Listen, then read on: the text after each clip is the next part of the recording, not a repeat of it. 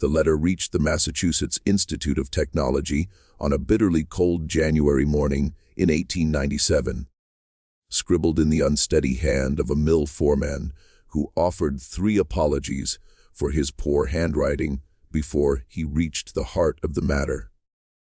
He wrote of a colored cleaning woman's daughter, around 13 years old, who had been found late one night in the Institute's engineering lab, standing in front of a blackboard covered with equations that the faculty had been unable to solve for 3 full weeks. The girl had finished the proof, not copied from anywhere, not arrived at the answer by chance, but worked through 17 steps of advanced calculus and theoretical mechanics that had stumped graduate students, using methods that appeared in no textbook at all. The foreman, a pragmatic man named Thomas Ricks, had discovered her at 2 in the morning during his security rounds, chalk dust on her dark fingers and tears running down her face. When he demanded to know what she was up to, she whispered, "I'm so sorry, sir. I just needed to fix it. The mathematics was wrong, and it hurt my head to look at it broken like that." Professor Harrison Webb, head of MIT's Department of Applied Mathematics, had received hundreds of letters over his 30-year career, all claiming miraculous breakthroughs or impossible feats. He usually burned most of them without reading beyond the first paragraph. But something about this particular letter, maybe the foreman's clear discomfort with his own claims, maybe the specific details about the equations involved, made Webb pause. He recognized those equations. His doctoral students had been wrestling with them for weeks, trying to prove a theoretical framework for calculating tensile stress in suspension bridge cables under shifting wind conditions. The mathematics demanded a grasp of differential calculus, physics, material science, and engineering principles that took years of university education to acquire.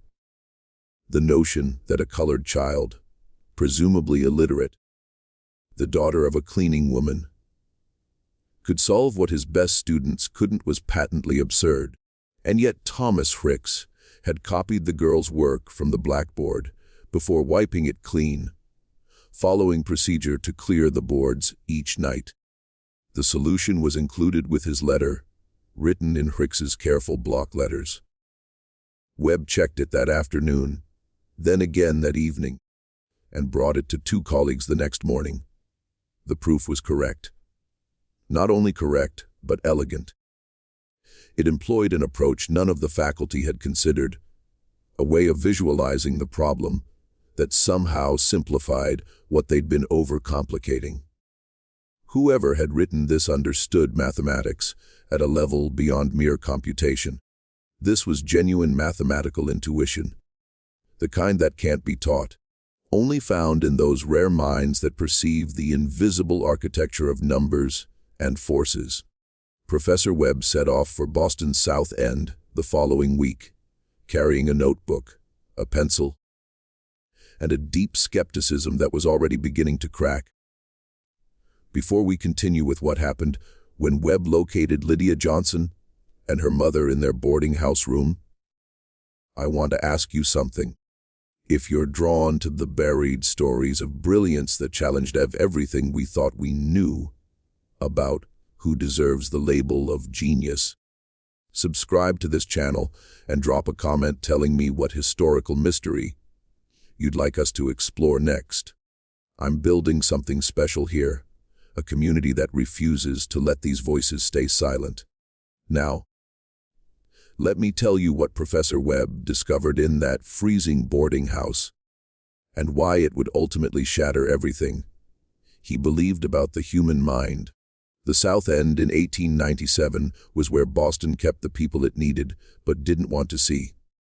Irish immigrants crowded into tenements alongside freed slaves and their children, all of them working the jobs that kept the city running, while living in conditions that kept them invisible. The boarding house where Lydia Johnson lived with her mother, Clara, stood on a narrow street that never saw direct sunlight. 4 stories of water, stained brick and broken shutters. The smell of cold smoke and boiled cabbage hanging in the stairwells like a permanent fog. Webb climbed to the 3rd floor, his expensive coat drawing suspicious stares from residents who recognized the uniform of someone from a different world. He found the room number Hicks had provided and knocked, acutely aware of how inappropriate this visit was. A white professor, unmarried, calling on a colored woman and her child in a boarding house. If word reached the Institute's Board of Trustees, there would be questions. But curiosity had overwhelmed propriety, that dangerous itch that drives men of science to peer into places they've been told not to look. The woman who opened the door was perhaps 35, her face worn in the way that comes from years of physical labor and unceasing worry. She wore a plain gray dress, carefully patched at the elbows, her hair wrapped in a faded blue cloth. When she saw Webb, something like fear flickered across her features. Before she controlled it, replacing it with the careful neutrality that colored people had learned to show white authority. "Ma'am, I'm Professor Harrison Webb from the Massachusetts Institute of Technology. I'm looking for Mrs. Clara Johnson." "I'm Clara Johnson, sir." Her voice was quiet, bracing for bad news, because that's what visits from white men usually brought. "Is your daughter here? Miss Lydia Johnson?" The Clara's hand tightened on the doorframe. "What's this about? Is she in trouble?" "Sir, if she did something wrong at the Institute, I promise she won't go back. I told her to stay in the storage room while I cleaned, not to touch anything. But sometimes she wanders. Children get curious. It won't happen again. She's not in trouble, Mrs. Johnson. Quite the opposite. I need to speak with her about something she did." Those words seemed to drain the remaining color from Clara's face. She stepped back, opening the door wider, resigned to whatever consequences were coming. The room was small, perhaps 12 feet square, with a single window looking out onto a brick wall. A narrow bed stood against one wall. A small table with 2 mismatched chairs occupied the center, and in the corner, a pile of blankets on the floor suggested where the child slept. The space was spotlessly clean, the poverty absolute but dignified. A colored girl sat at the table, her attention fixed on something in her lap. She was small for 13, her frame thin in a way that spoke of meals often skipped so her mother could eat. Her skin was dark brown, her hair plaited tightly against her skull, her dress a faded calico that had been let out multiple times as she grew. When she looked up at Webb, he saw her eyes, wide and dark, containing something that made him profoundly uncomfortable. They were eyes that looked at him and through him at the same time, eyes that seemed to be calculating something he couldn't perceive.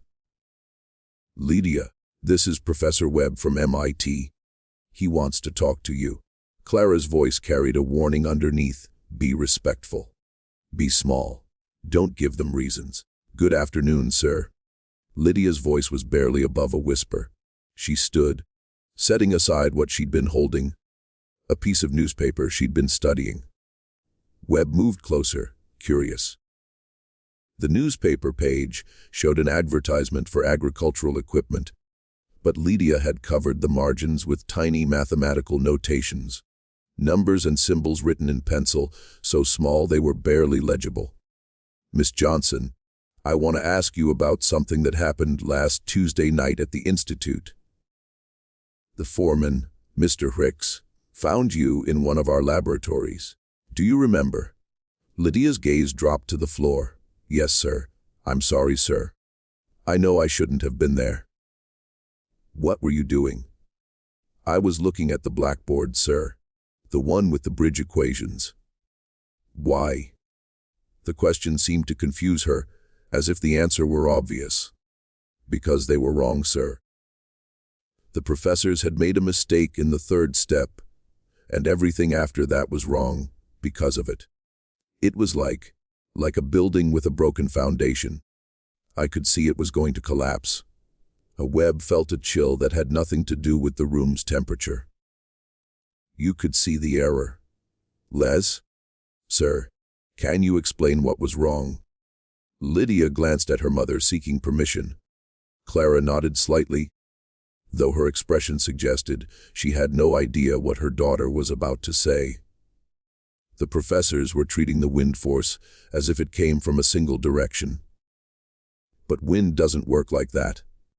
It spirals and changes. So you can't use a simple vector. You have to account for the rotation and the time variance. I've watched wind move through the city. I've seen how it pushes against buildings and bridges. It's not simple. It's complex. She said this as if describing something she could see right in front of her, as if the mathematics of wind and force were visible phenomena anyone could observe if they just looked properly. Webb pulled out his notebook. Miss Johnson, I'm going to write down some problems.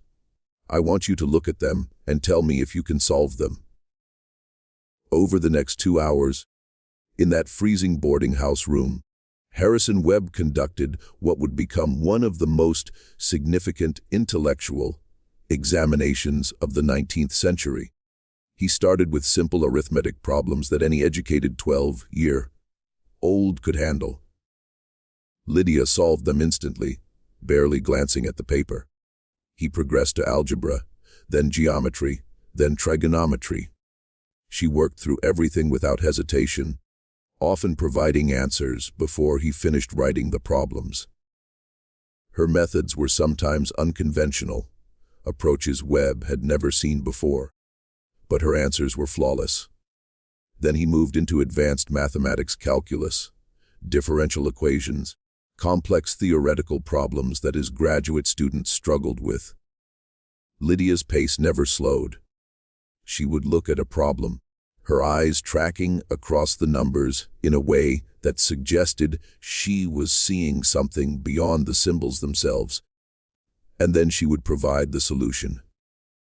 Sometimes he asked if she could show him how she saw it, and when she agreed, she would draw strange diagrams, visual representations of mathematical relationships that were simultaneously alien and perfectly logical.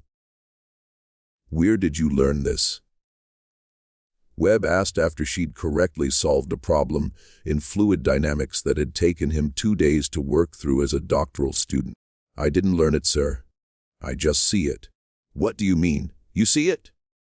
Lydia struggled to explain, her young voice searching for words to describe something that shouldn't be possible. When I look at numbers, sir, I don't see what other people see. I see shapes, patterns. Mathematics isn't symbols on paper for me. It's like architecture in my head. I can see how numbers fit together, how forces balance, how systems work. When I look at an equation, I'm seeing the shape of what it's describing. The bridge problem. I could see the bridge in my head, see the forces acting on it, see how the mathematics had to bend to match the reality of the structure. Does that make sense? It made no sense. It made terrible, revolutionary sense. Webb had heard of savants, individuals with highly specific talents, calculating prodigies who could multiply enormous numbers in their heads, but couldn't understand why the calculations worked. But Lydia wasn't a savant. She understood the underlying principles. She could explain her reasoning. She could apply her abilities to novel problems. This wasn't idiot savant syndrome. This was genuine, profound mathematical genius, the kind that appears perhaps once in a generation, and it had manifested in a colored girl living in poverty, the daughter of a cleaning woman who had somehow taught herself advanced mathematics simply by observing the world around her. How do you know about physics, about engineering? Webb asked. From watching, sir. Mama cleans at MIT 5 nights a week. I go with her because she can't leave me alone here. It's not safe. I'm supposed to stay in the supply closet while she works. But sometimes I walk around when the buildings are empty. I look at the blackboards. I read the books left open on desks. I watch how things work, how machines move, how bridges hold weight, and I see the mathematics underneath it all. It's like the world is made of numbers and forces, and I can see the equations that make everything happen. Clara had been standing silently by the door, watching her daughter with an expression of fear and pride intertwined. Now she spoke, her voice strained.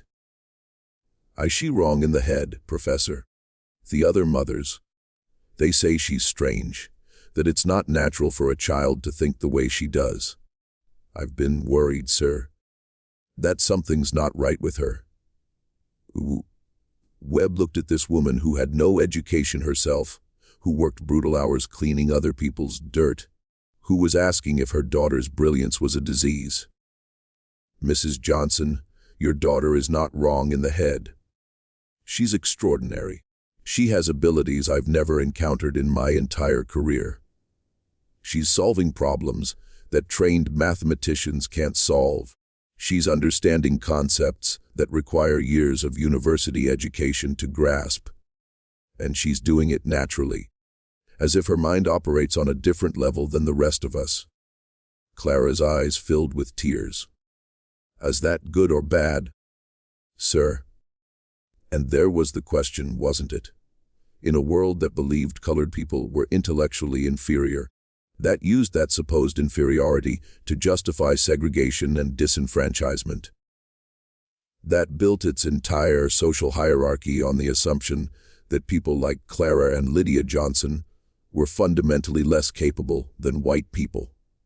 What did it mean to discover a colored child whose abilities exceeded those of the most educated white men? Was that good or bad? "I don't know," Webb admitted. "But I need to understand it. I need to test her more extensively, document her abilities, try to understand how her mind works." "Will it help her?" Clara asked, cutting through all the scientific fascination to the only question that mattered to her as a mother. "Will whatever you do help my daughter have a better life?" Webb wanted to say yes. He wanted to promise that revealing Lydia's abilities would open doors, would prove to the world that intelligence had no color, would force society to acknowledge that its racial theories were lies. But he'd lived in this world long enough to know better. "I honestly don't know, Mrs. Johnson. But I can promise you this: I will do everything in my power to ensure that she's protected, that she's not exploited, that her abilities are used to help her, not to harm her." Clara looked at her daughter, at this child who saw the world in equations, who had been blessed or cursed with a mind that wouldn't stop calculating.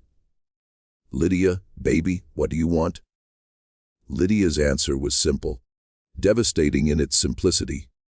"I want to learn, Mama. I want to understand more. The mathematics I can see. It's like I'm looking at a book with half the pages missing. I can see some of it, but there's so much more I know exists and can't see yet, because I haven't learned the language for it. I want to know the rest." How could a mother deny her child that? How could anyone who claimed to care about knowledge and truth deny a mind like this the chance to develop? "All right," Clara said finally. "But Professor Webb, if this goes wrong, if they hurt her or use her or try to take her from me, I'll run. I'll take her, and we'll disappear, and you'll never find us. You understand?" "I understand."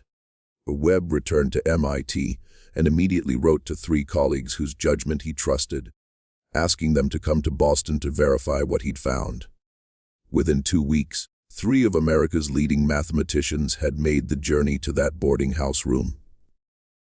All 3 emerged shaken, convinced, unable to explain what they'd witnessed. Lydia Johnson could solve any mathematical problem they presented. She could visualize complex spatial relationships. She could understand abstract theoretical concepts that shouldn't be accessible to someone without formal training. And perhaps most remarkably, she could extend existing theories, suggesting new approaches and methods that, when the professors checked them later, proved to be valid innovations. She wasn't just mimicking or memorizing, she was creating genuinely advancing mathematical thought. By February, word had begun to spread through academic circles. Not publicly, not yet, but in the careful correspondence between scholars, the whispered conversations at conferences.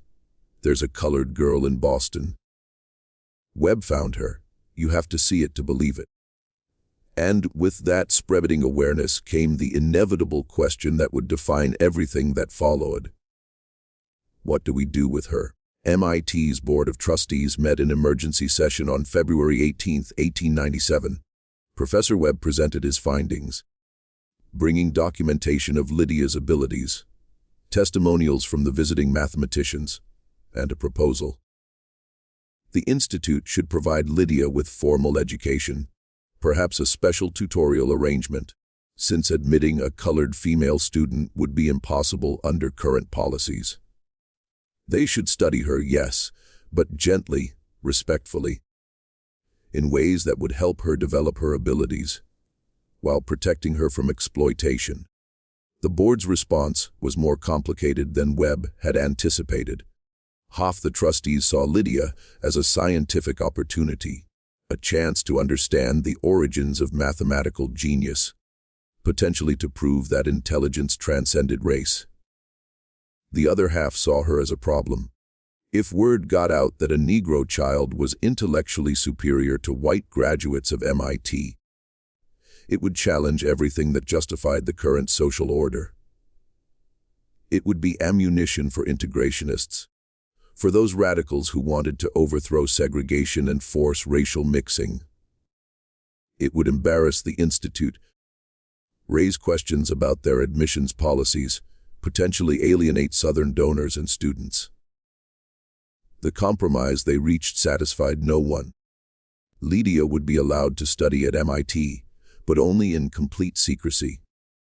She would come at night when no students were present. She would work with select professors who understood the sensitivity of the situation. Under no circumstances would her existence be publicly acknowledged. She would be a ghost, a shadow, permitted to learn but forbidden to exist officially. Webb agreed because it was better than nothing. Clara agreed because her daughter would finally get the education she'd been desperate for.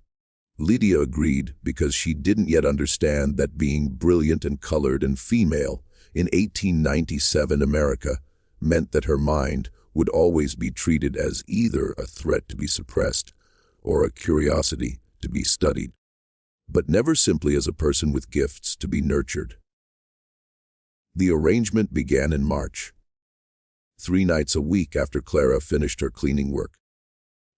Lydia would enter the mathematics building through a service entrance and make her way to a small classroom where Webb and occasionally other faculty members would wait.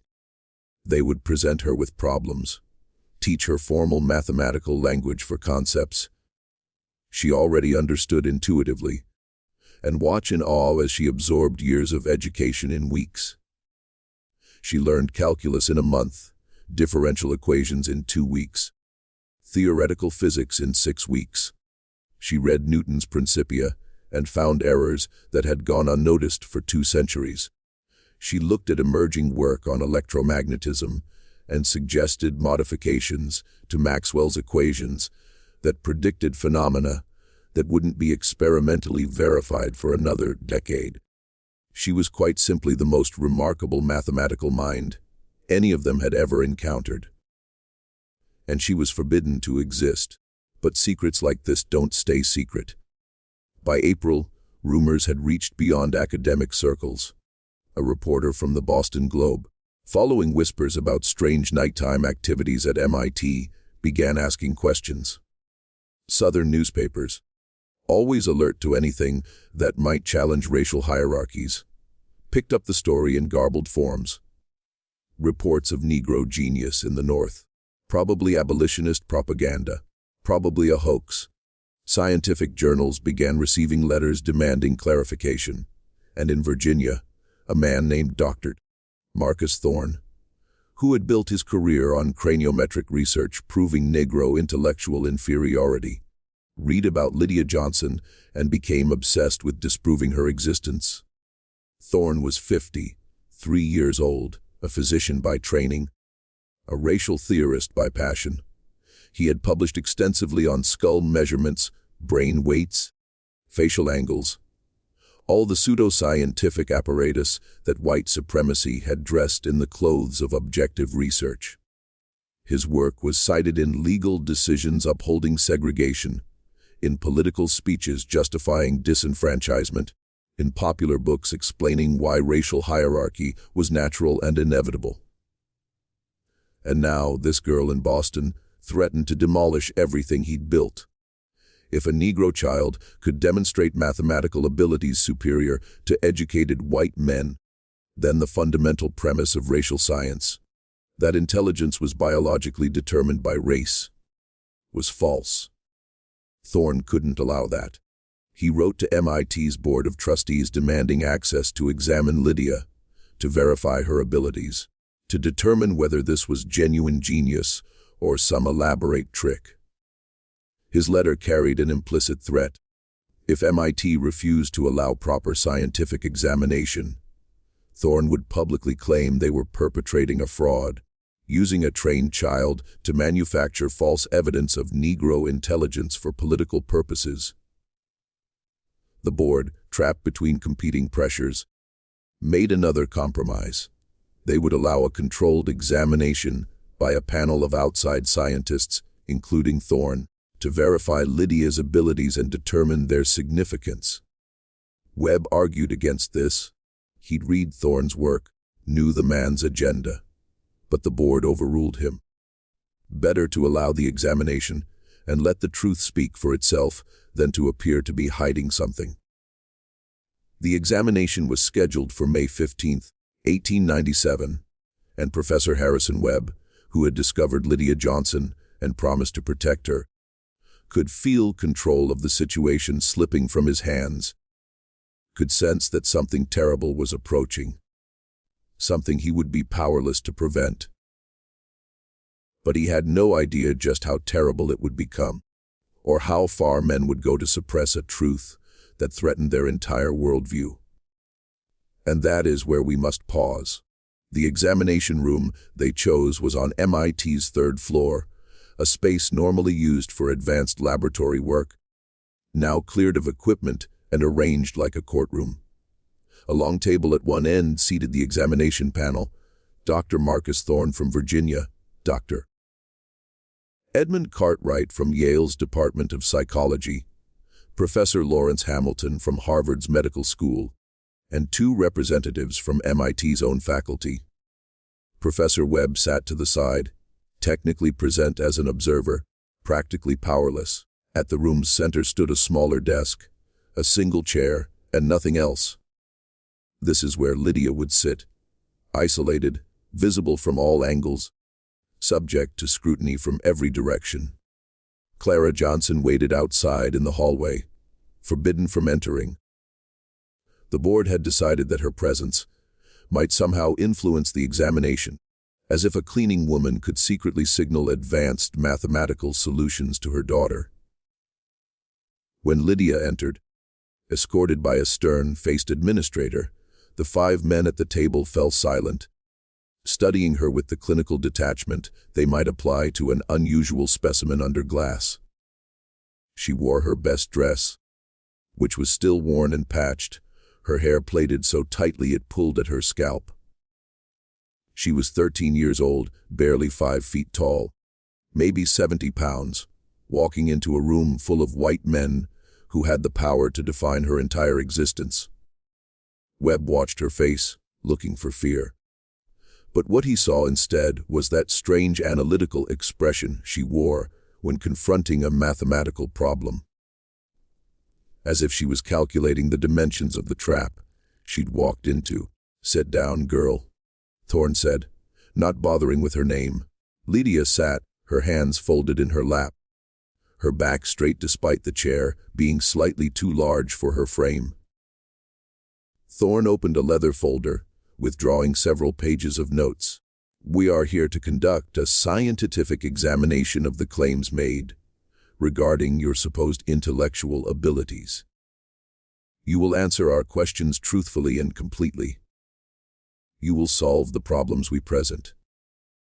You will submit to physical examination if required. Do you understand?" "Yes, sir." "Let us begin with basic questions to establish your background. Can you read?" "Yes, sir." "Who taught you?" "I taught myself, sir, by looking at books and newspapers, matching the words to sounds I knew." "You expect us to believe you simply taught yourself to read with no instruction?" "I don't expect anything, sir. You asked me a question, and I answered it truthfully." There was something in her tone, not quite defiance, but an absence of the submission that Thorne expected from colored children. His jaw tightened slightly. "Can you write?" "Yes, sir." "Demonstrate." They provided her with paper and pen. Lydia wrote her name, then a sentence Thorne dictated. "The examination of racial characteristics requires objective scientific methodology." Her handwriting was careful, slightly cramped, the letters formed with precision if not elegance. Thorne examined the paper, then passed it to his colleagues. "Adequate," he said dismissively, as if grudging even this minor acknowledgement. "Now we will proceed to mathematical assessment. Dr. Cartwright will present the first problem." Cartwright was younger than Thorne, perhaps 40, with the bland handsomeness of someone who had never encountered serious opposition to his views. He opened his own folder, selected a page, and read aloud, "A train leaves Boston, traveling west at 40 miles per hour. 2 hours later, a second train leaves Boston, traveling west at 60 miles per hour. How long will it take the second train to overtake the first?" It was a problem any decent student of algebra could solve. The kind of question designed to establish baseline competence. Lydia answered before Cartwright finished reading. 3 hours. Cartwright blinked. "You need to show your work. The first train travels for 2 hours before the second train starts, covering 80 miles. The second train is 20 miles per hour faster, so it closes the gap at 20 miles per hour. 80 divided by 20 equals 4 hours of travel time for the second train." "But you asked how long after the second train departs, so it's 3 hours. Cartwright checked his notes. "That's correct, but you should write out the equations." "If you want me to write them, I will, sir. But you asked for the answer, and I gave it to you." The examination continued for the next hour, progressing through increasingly difficult mathematics, algebra, geometry, trigonometry, calculus. Each time, Lydia would listen to the problem, sometimes ask for clarification of what exactly they wanted her to find, then provide the answer with minimal delay. The panel began glancing at each other. The kind of looks that pass between people, witnessing something they can't quite process. Webb watched Thorne's expression shift from confident superiority to confusion to something darker. Anger, perhaps, or fear. Around the second hour, Thorne took over the questioning directly. "These are parlor tricks," he announced. "Memorization and training. The girl has been coached to perform these calculations. We need to test genuine understanding, not rote responses." He withdrew a different set of papers, problems he'd prepared specifically for this examination. Complex theoretical questions that couldn't be solved through memorization because they required real understanding of underlying principles. Here is a problem in advanced mechanics. A bridge span of 200 feet is supported by cables arranged in a parabolic curve. Given the following specifications for cable tension, deck weight, and load distribution, calculate the maximum safe load the bridge can support under sustained wind pressure of 30 miles per hour. He read out a series of specifications. Numbers and measurements would take, given a trained engineer, time to organize and understand. Lydia listened, her eyes tracking slightly, as if following invisible calculations in the air before her. "Sir, I need to clarify something before I answer. What are you asking for?" Theoretical maximum load based on the cable's specifications alone, or practical maximum load accounting for deck stress distribution and connection point failure risks? Thorne stared at her. "Explain the difference." The cables themselves might be able to support a certain weight, but if that weight is distributed unevenly, or if the connection points where the cables attach to the deck aren't reinforced properly, the bridge will fail at a lower load than the cables alone could theoretically handle. Engineering isn't just about individual components. It's about how systems interact. So, which calculation do you want? The question demonstrated understanding that went beyond simple mathematics. This was systems thinking, the ability to see how multiple factors interacted, the kind of conceptual sophistication that separated competent engineers from brilliant ones. "Both," Thorne said finally. "Give me both calculations." Lydia closed her eyes for perhaps 30 seconds, her lips moving slightly as if speaking to herself. Then she opened them and began to recite numbers, explaining her methodology as she went, describing how she was visualizing the bridge structure, how she was accounting for force distribution, how she was calculating stress factors at critical points. She provided two numbers, one for theoretical maximum based on cable strength alone, another lower number for practical maximum accounting for system vulnerabilities. The panel sat in stunned silence. Finally, Hamilton from Harvard spoke up. "Dr. Thorne, do you have the solutions to these problems?" "Of course." "Are her answers correct?" Thorne checked his notes, taking longer than necessary, clearly hoping to find an error. His face darkened as he compared Lydia's answers to his own calculations. "The first answer is correct. The second answer uses a methodology I hadn't considered but appears to be valid." Appears to be. Webb couldn't stay silent any longer. Either the mathematics is sound or it isn't. The mathematics may be sound, but that doesn't prove she derived it independently. She could have been taught these specific problems. Then give her a problem she hasn't seen. Webb shot back. Give her something original, something you create right now that couldn't possibly have been anticipated. Thorne's expression suggested this was exactly what he wanted. He stood, moving to the blackboard mounted on one wall, and began writing. He spent 15 minutes constructing a problem, a complex scenario involving fluid dynamics, pressure calculations, and three-dimensional spatial reasoning. It was the kind of problem that would appear in an advanced physics examination, the kind graduate students would spend an hour solving with access to reference books and calculation tools.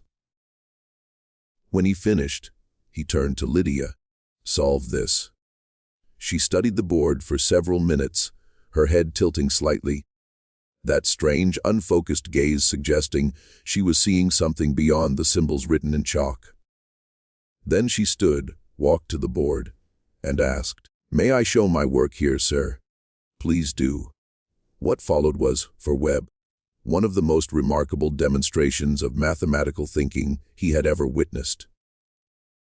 Lydia didn't just solve the problem. She restructured it, finding a more elegant approach than the one Thorne had anticipated, using visual representations that made complex relationships suddenly clear. She drew diagrams showing force vectors. She noted simplifying assumptions that could be made without sacrificing accuracy. She caught an error in Thorne's original setup where he'd accidentally used the wrong unit conversion. And she explained everything in simple language, teaching as she solved, making her thinking visible and comprehensible. When she finished, She set down the chalk and returned to her seat, leaving the board covered in her work. The room was silent except for the sound of breathing and the distant noise of the city outside. Professor Hamilton rose and approached the board, examining Lydia's work closely. He traced her logic, checked her calculations, studied her diagrams. Finally, he turned to face his colleagues. "Gentlemen, I don't know how to say this delicately, so I'll be blunt. This is legitimate genius. This isn't training or memorization, or some kind of trick. This girl understands advanced mathematics at a level that I rarely see in doctoral candidates. She's not just solving problems, she's demonstrating genuine creative mathematical thinking." "Impossible," Thorne said flatly. "There must be some explanation, some technique she's using to create the illusion of understanding." "What explanation do you propose?" Hamilton challenged. "That Professor Webb spent months training her to solve thousands of potential problems, so she could perform on demand. That she somehow memorized approaches to problems she'd never seen. Be reasonable, Marcus. Sometimes the evidence forces us to revise our theories. My theories are based on decades of craniometric research, on measurements of thousands of specimens, on documented biological differences between the races. Then perhaps your theories are wrong." The words hung in the air like a declaration of war. Thorne's face flushed red, his hands gripping the edge of the table. "I will not have my life's work dismissed because of some anomaly. Science is about understanding the general rule, not being distracted by outliers." "She's not an outlier," Webb interjected. "Or rather, she is, but not in the way you think. She's an outlier in human cognition generally, not in Negro cognition specifically. What she proves is that the capacity for this kind of genius exists across racial lines, that our theories about fixed racial intellectual hierarchies are built on false premises." "You want to overturn the entire scientific establishment based on one girl?" Thorne demanded. "I want to acknowledge the truth based on the evidence in front of us. Isn't that what science is supposed to be?" The examination continued for another 3 hours, but the battle lines had been drawn. Hamilton and Cartwright, though clearly unsettled by the implications, acknowledged that Lydia's abilities were genuine and extraordinary. The two MIT representatives hedged, suggesting more study was needed before drawing conclusions. And Thorne became increasingly hostile, his questions taking on an edge that moved from scientific inquiry toward interrogation. He demanded Lydia solve problems in her head without writing anything down, then accused her of using some kind of memory technique when she succeeded. He presented deliberately unsolvable problems with contradictory specifications, then accused her of being uncooperative when she pointed out the logical impossibilities. He began asking questions designed not to test her abilities, but to humiliate her. About her living conditions, her mother's work, whether she'd ever stolen books or sneaked into places she wasn't allowed. "Sir," Lydia said finally, her voice still quiet, but carrying a hint of steel underneath. "Are you examining my mathematical abilities, or are you trying to prove I'm a bad person who doesn't deserve to have them?" "I'm trying to determine whether you understand the significance of what's being claimed about you. Do you realize that if we acknowledge your abilities as genuine, it would challenge fundamental theories about racial capacity?" "I know what you believe about people who look like me, sir. I've heard it my whole life. I've been told I'm inferior, that my brain is smaller, that I'm suited only for manual labor. But mathematics doesn't care what you believe. 2 + 2 = 4 whether a white man or a colored girl says it. The bridge equations don't change based on who's solving them. Truth exists independently of who's convenient for it to exist for." The room went dead silent. A 13-year Old Negro girl had just lectured a panel of white scientists about objective truth. And she'd done it with such simple logic that there was no immediate rebuttal.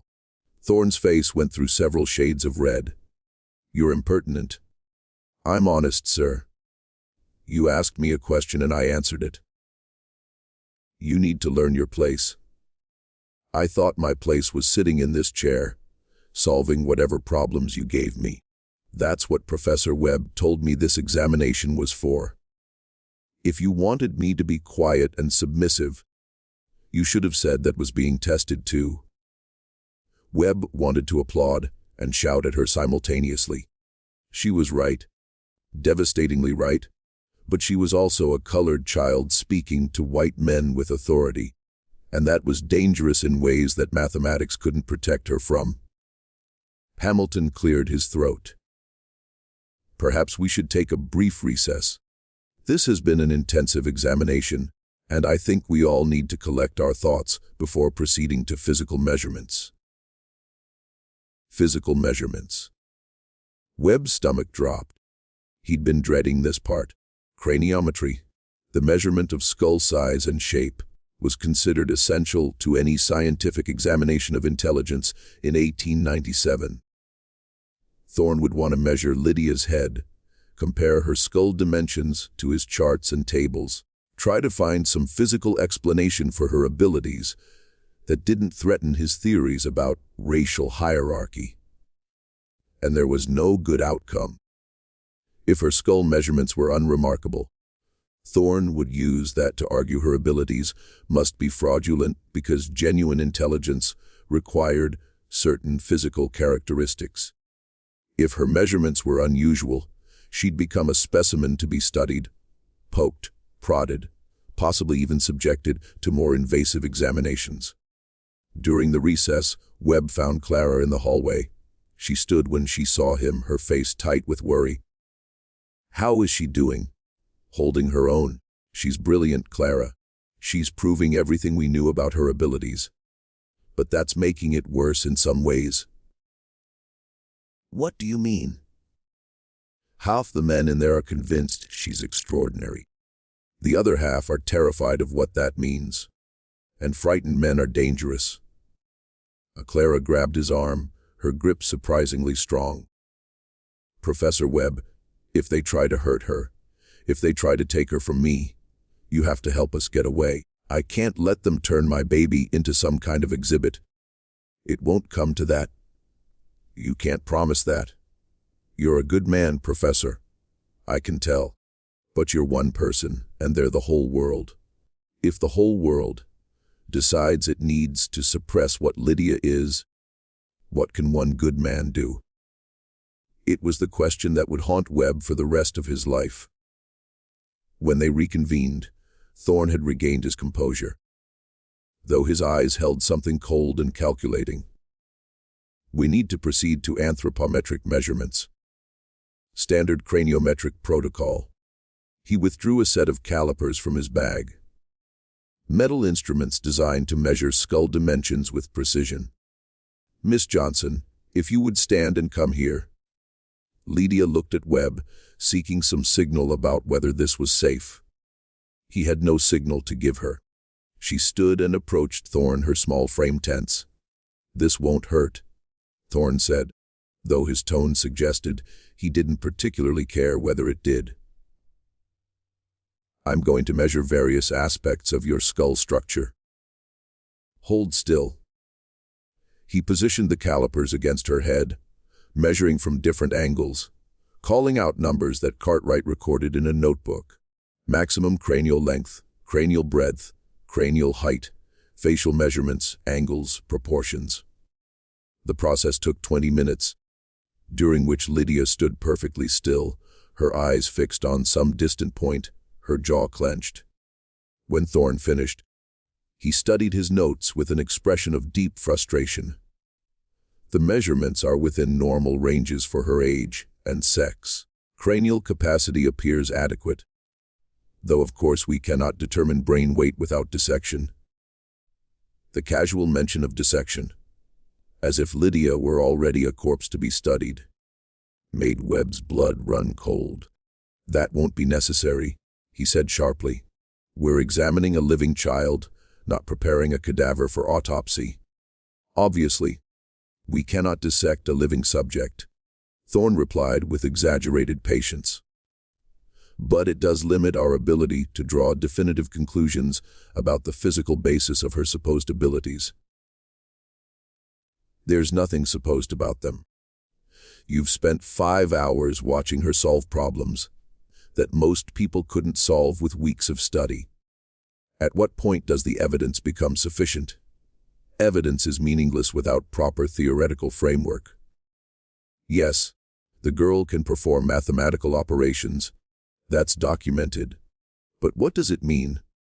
Is this genuine intelligence, or some form of savant syndrome, an isolated ability divorced from general reasoning capacity?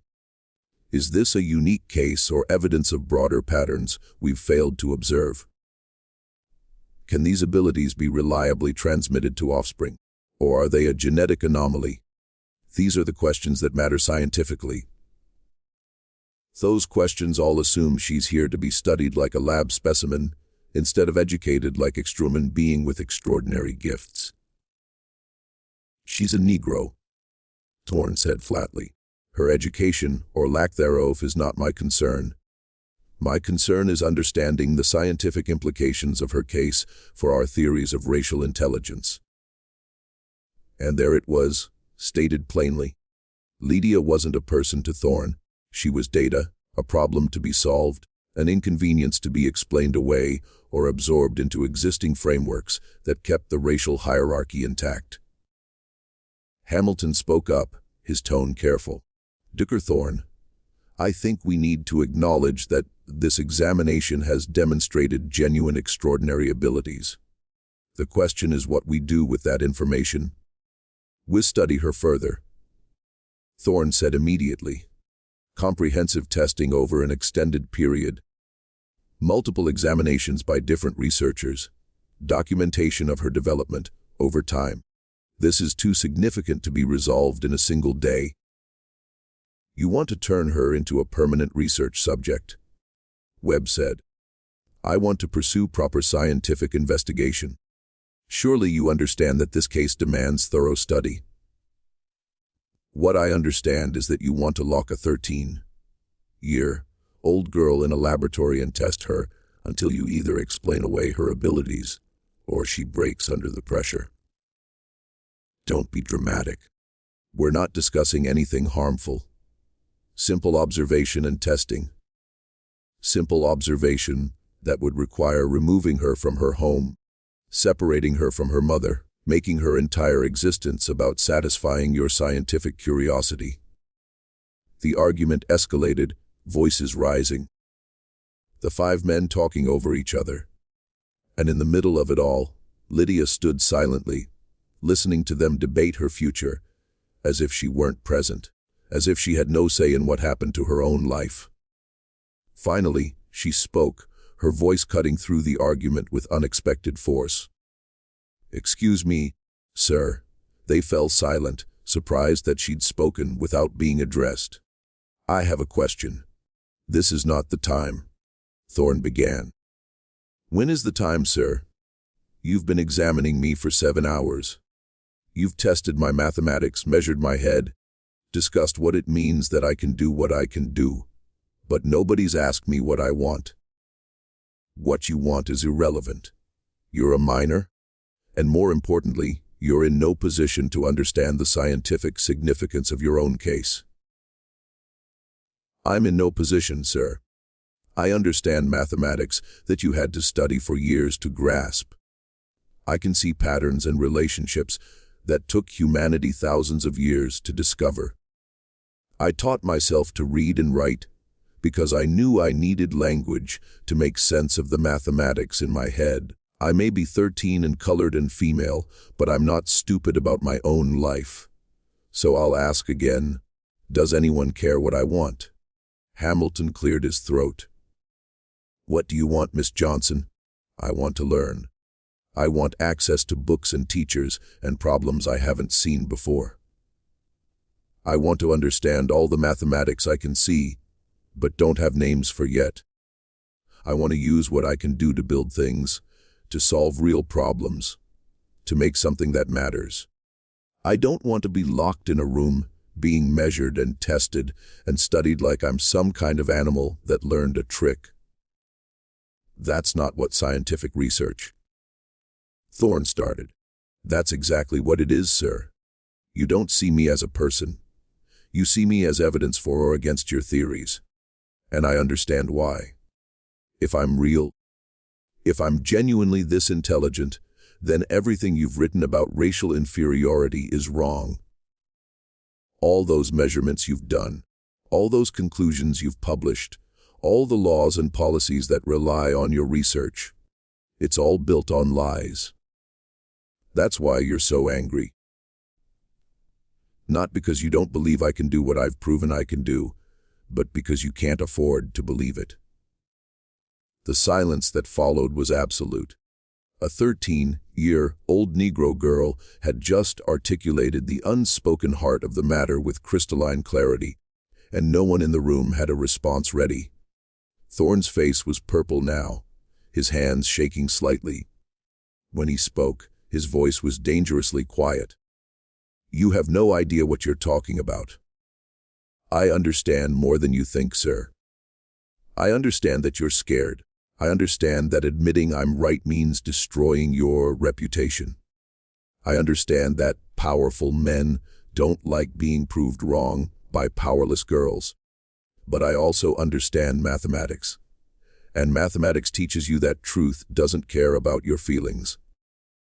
Either my proof is correct or it isn't. Either my answers are right or they're wrong. You can't change the mathematics to make yourself more comfortable. You can only accept it or lie about it. Webb watched Thorne's expression and recognized the look of a man who had just decided something. This wasn't the face of someone admitting defeat. This was the face of someone planning how to eliminate a threat.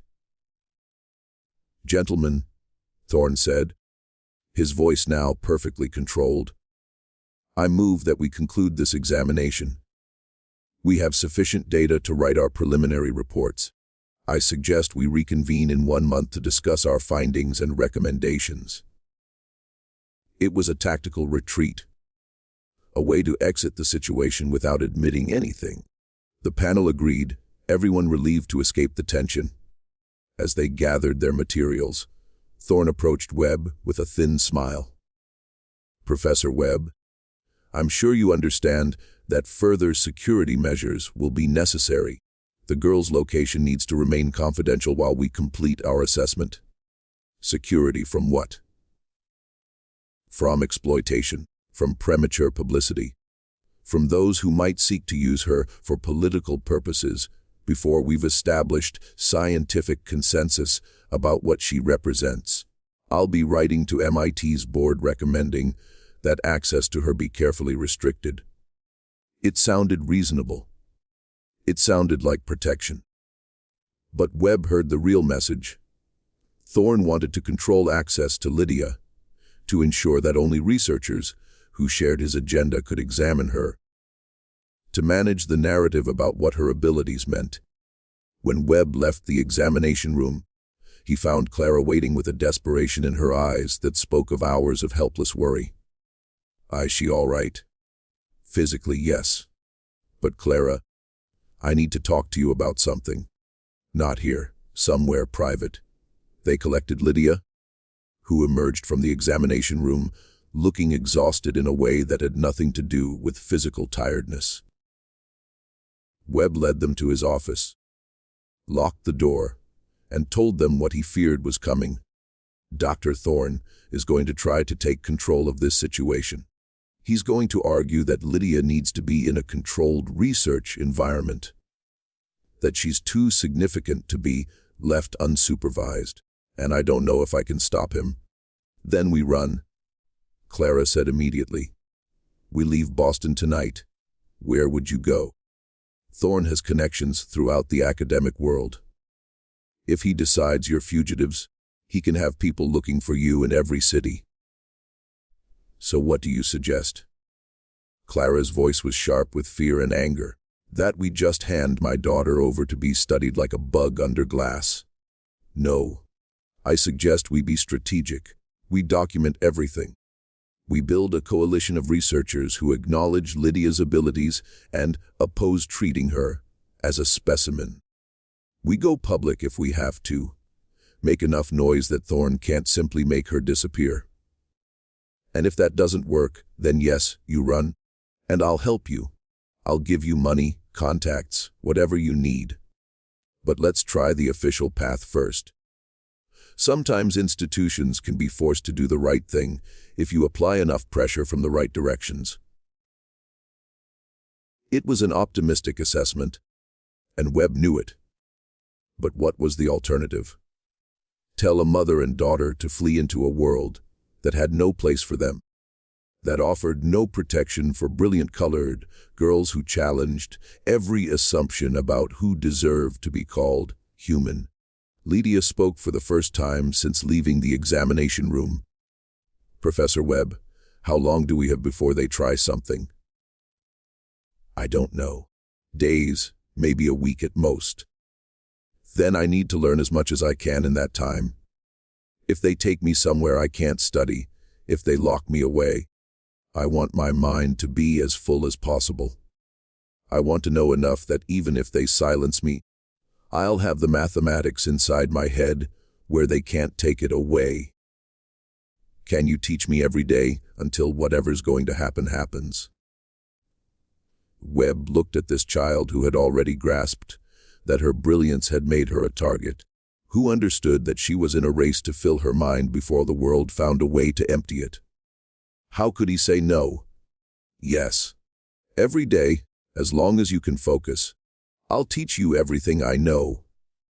And so began what Webb would later call the most intense educational experience of his career. For the next 12 days, he met with Lydia for 6 to 8 hours daily, teaching her advanced mathematics, physics, engineering principles, everything he could compress into the time they had. She absorbed it all with that same frightening capacity. She demonstrated from the beginning, understanding in hours what should take months, making connections he'd never seen, asking questions that revealed depths he hadn't imagined. But underneath the intellectual excitement, they all felt the clock ticking, felt the weight of borrowed time, knew that somewhere Dr. Marcus Thorne was planning his next move. On May 28, 1897, that move came. Webb arrived at the boarding house to find it surrounded by police. Lydia Johnson was being restrained by 2 officers while she screamed for her daughter, and Lydia was being led into a closed carriage by men in dark coats, her hands bound, her face blank with shock. Webb ran forward, shouting, demanding to know what authority they had. One of the officers showed him papers signed by a judge, declaring Lydia Johnson a ward of the state, subject to immediate protective custody for her own welfare. The justification: her mother was deemed unfit to care for a child with special medical needs. Those needs being undefined, but sufficient to warrant removal. It was all legal, all proper, all completely destroying everything Webb had promised to prevent. "Where are you taking her?" he demanded. "To a private medical facility where she can receive appropriate care." One of the men in dark coats replied. He had the bland efficiency of someone carrying out orders without questioning them. "She'll be evaluated by specialists, given proper treatment, kept safe." "Safe from what?" Clara screamed. "I'm her mother. She's safe with me. Mom!" "The state has determined that your daughter's condition requires professional supervision. Please don't make this more difficult." They loaded Lydia into the carriage. As the door closed, she looked back at Webb and her mother, and in her eyes Webb saw something that would haunt him forever. Not fear, not anger, but a terrible understanding that this was always how it was going to end. That brilliance and blackness and being female in 1897, America, meant that someone would eventually decide you needed to be controlled, studied, or suppressed. The carriage pulled away. Clara collapsed, sobbing. Webb stood helpless, watching genius being kidnapped in broad daylight under color of law. And he knew with sick certainty that Dr. Marcus Thorne had found a way to get exactly what he wanted. Lydia Johnson would disappear into a medical facility, where she could be studied in isolation, where no one would hear her voice or recognize her humanity, where her extraordinary mind would be treated as a specimen to be examined, explained, or explained away. But Webb was wrong about one thing. What Thorne planned for Lydia was far worse than simple isolation and study. And what would happen over the next 6 months would force Webb to make choices that would destroy his career, challenge his faith in institutions, and ultimately ask whether one brilliant child was worth burning down everything he'd built his life upon. The facility was called Brightwater Institute, a name deliberately chosen to suggest healing and hope rather than imprisonment and experimentation. It sat on 40 acres of isolated land in western Massachusetts, surrounded by stone walls and iron gates, accessible only by a single private road that wound through dense forest. From the outside, it looked almost pastoral, a large manor house converted to institutional use with manicured grounds and flowering gardens. But the windows on the upper floors had bars, the doors locked from the outside, and the screaming that sometimes carried across those carefully maintained lawns suggested that whatever happened inside Brightwater had nothing to do with healing. Professor Harrison Webb spent the first week after Lydia's abduction trying every official channel available to him. He appealed to MIT's Board of Trustees, arguing that the institute had a moral obligation to protect her. They expressed sympathy, but explained they had no legal standing to challenge a state custody order. He contacted lawyers, but none would take a case involving a Negro child removed from her mother by state authority. He wrote to newspaper editors, but none would publish stories that challenged the legitimacy of scientific research or suggested impropriety in judicial decisions.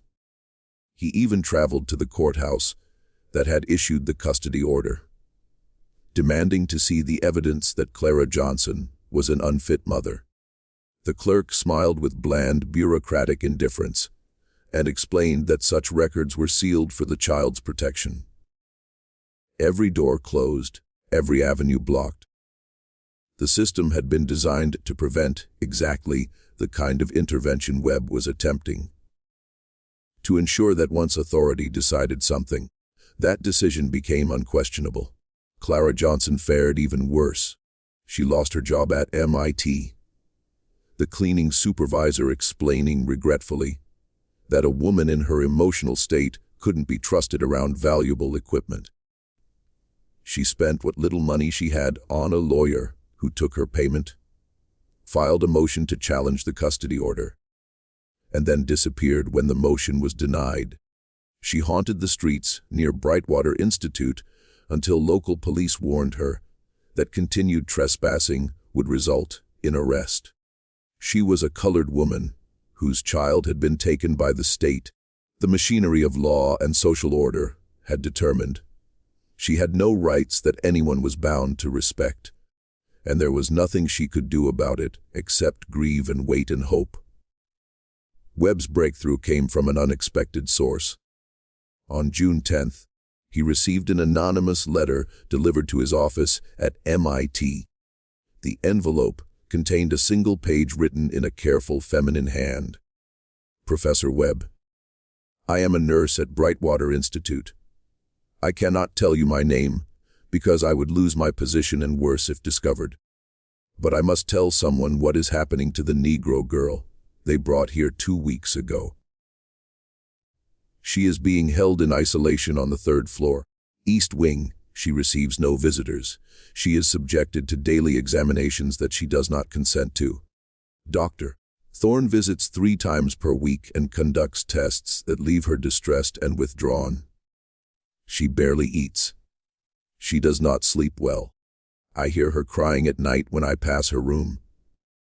Yesterday, I heard her speaking to herself, reciting what sounded like mathematical proofs over and over, as if afraid she would forget them. This is not medical care. This is captivity. I do not know what they intend to do with her, but I know it is wrong. If you care about this child, you must find a way to remove her from this place before they break her completely. God forgive me for not doing more.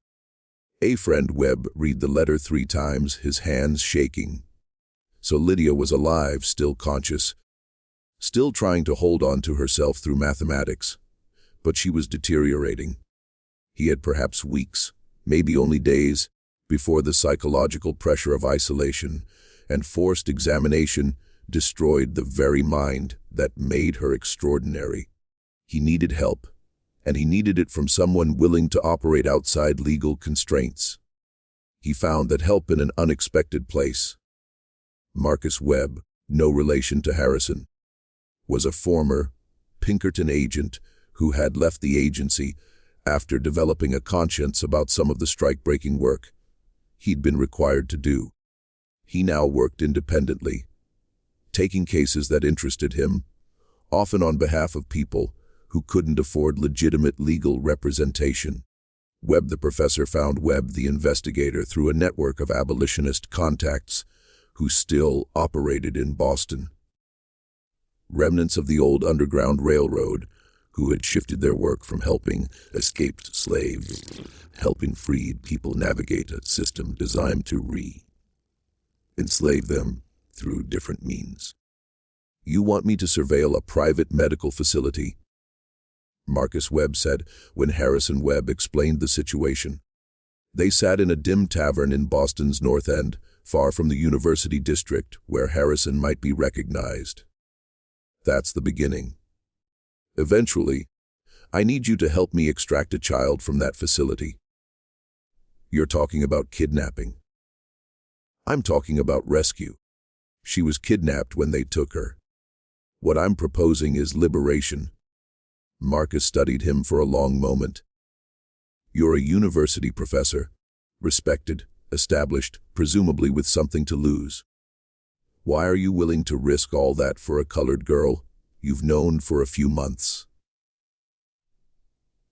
Because she's the most brilliant person I've ever encountered. And they're destroying her because her existence is inconvenient to their theories.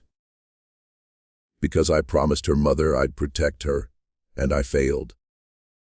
Because if we live in a world where genius can be imprisoned for being the wrong color, then all our talk about civilization and progress and human dignity is just decoration on top of barbarism. That's a good answer. Marcus pulled out a notebook. Tell me everything you know about Brightwater Institute. Layout, staff, routines, security measures. Then tell me everything about the girl. What makes her so special that they're willing to go this far? Over the next hour, Harrison explained Lydia's abilities, the examination, Thorne's agenda, the legal maneuvering that had resulted in her capture. Marcus listened with the focused attention of someone who had spent years gathering intelligence, asking occasional questions, making notes in a personal shorthand. When Harrison finished, Marcus sat back, his expression grim. You understand that even if we get her out, it doesn't end there. They'll hunt for her. They'll charge you with abduction, interfering with a court order, probably a dozen other crimes. You'll lose your position, possibly face prison time. Your career will be destroyed. I know. And the girl and her mother, they'll have to disappear completely. New names, new city, constant vigilance. That's not much of a life. It's better than what she has now. It's better than being a permanent research subject in Thorne's laboratory. Marcus nodded slowly. All right. Give me 2 weeks to observe the facility, map out routines, identify vulnerabilities.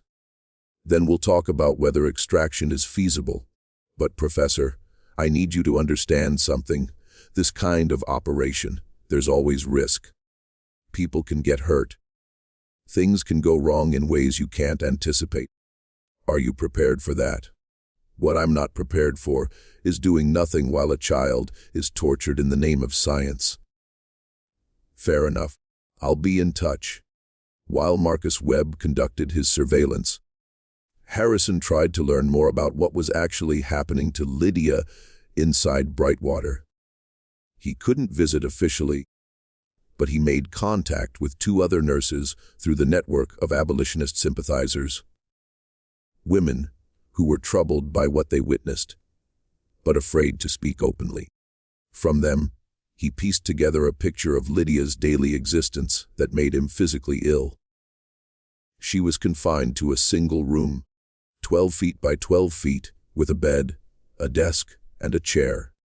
She was allowed no books, no paper, no writing implements except during testing sessions. Her meals were brought by staff, who were instructed not to speak to her beyond basic necessities. She was examined daily by Dr. Thorne or his associates. Examinations that ranged from standard medical assessments to psychological tests designed to measure her emotional state and cognitive function under stress.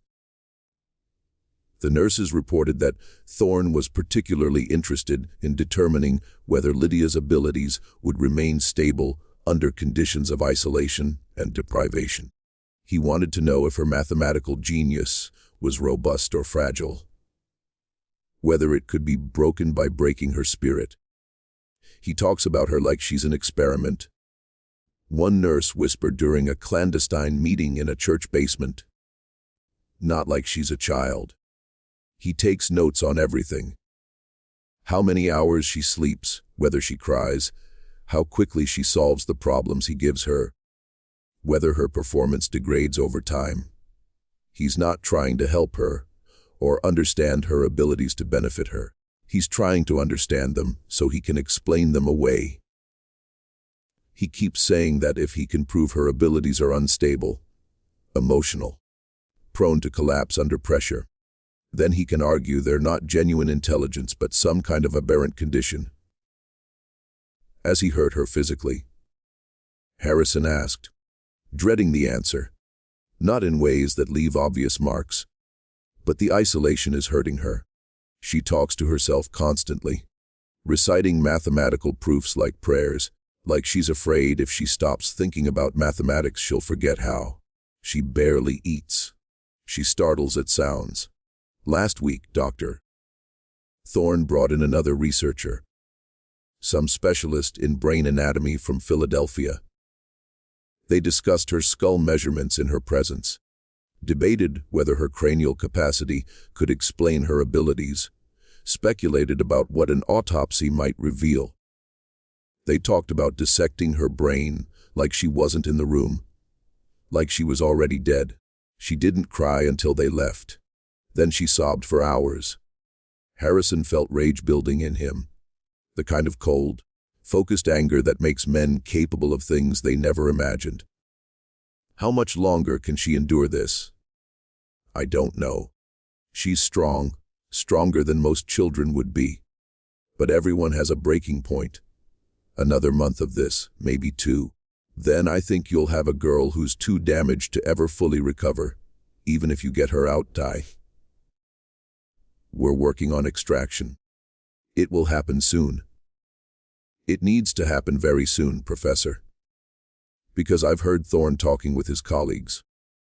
He's planning something he calls the definitive test. He won't say what it is, but the way he talks about it suggests something extreme. Whatever it is, it's scheduled for the end of June, 2 weeks from now. Harrison felt ice in his stomach. Do you have any idea what this test involves? No. But Professor, you need to understand something about Dr. Thorne. He's not just a scientist pursuing knowledge. He's a man whose entire identity is built on proving Negro inferiority. This girl threatens to destroy that. And men like Thorne, when they're threatened, they don't admit they're wrong. They eliminate the threat. I don't know what his definitive test is, but I don't think it's designed to prove she's brilliant. I think it's designed to prove she's broken. Harrison met with Marcus Webb the following day. The investigator had completed his surveillance and had news.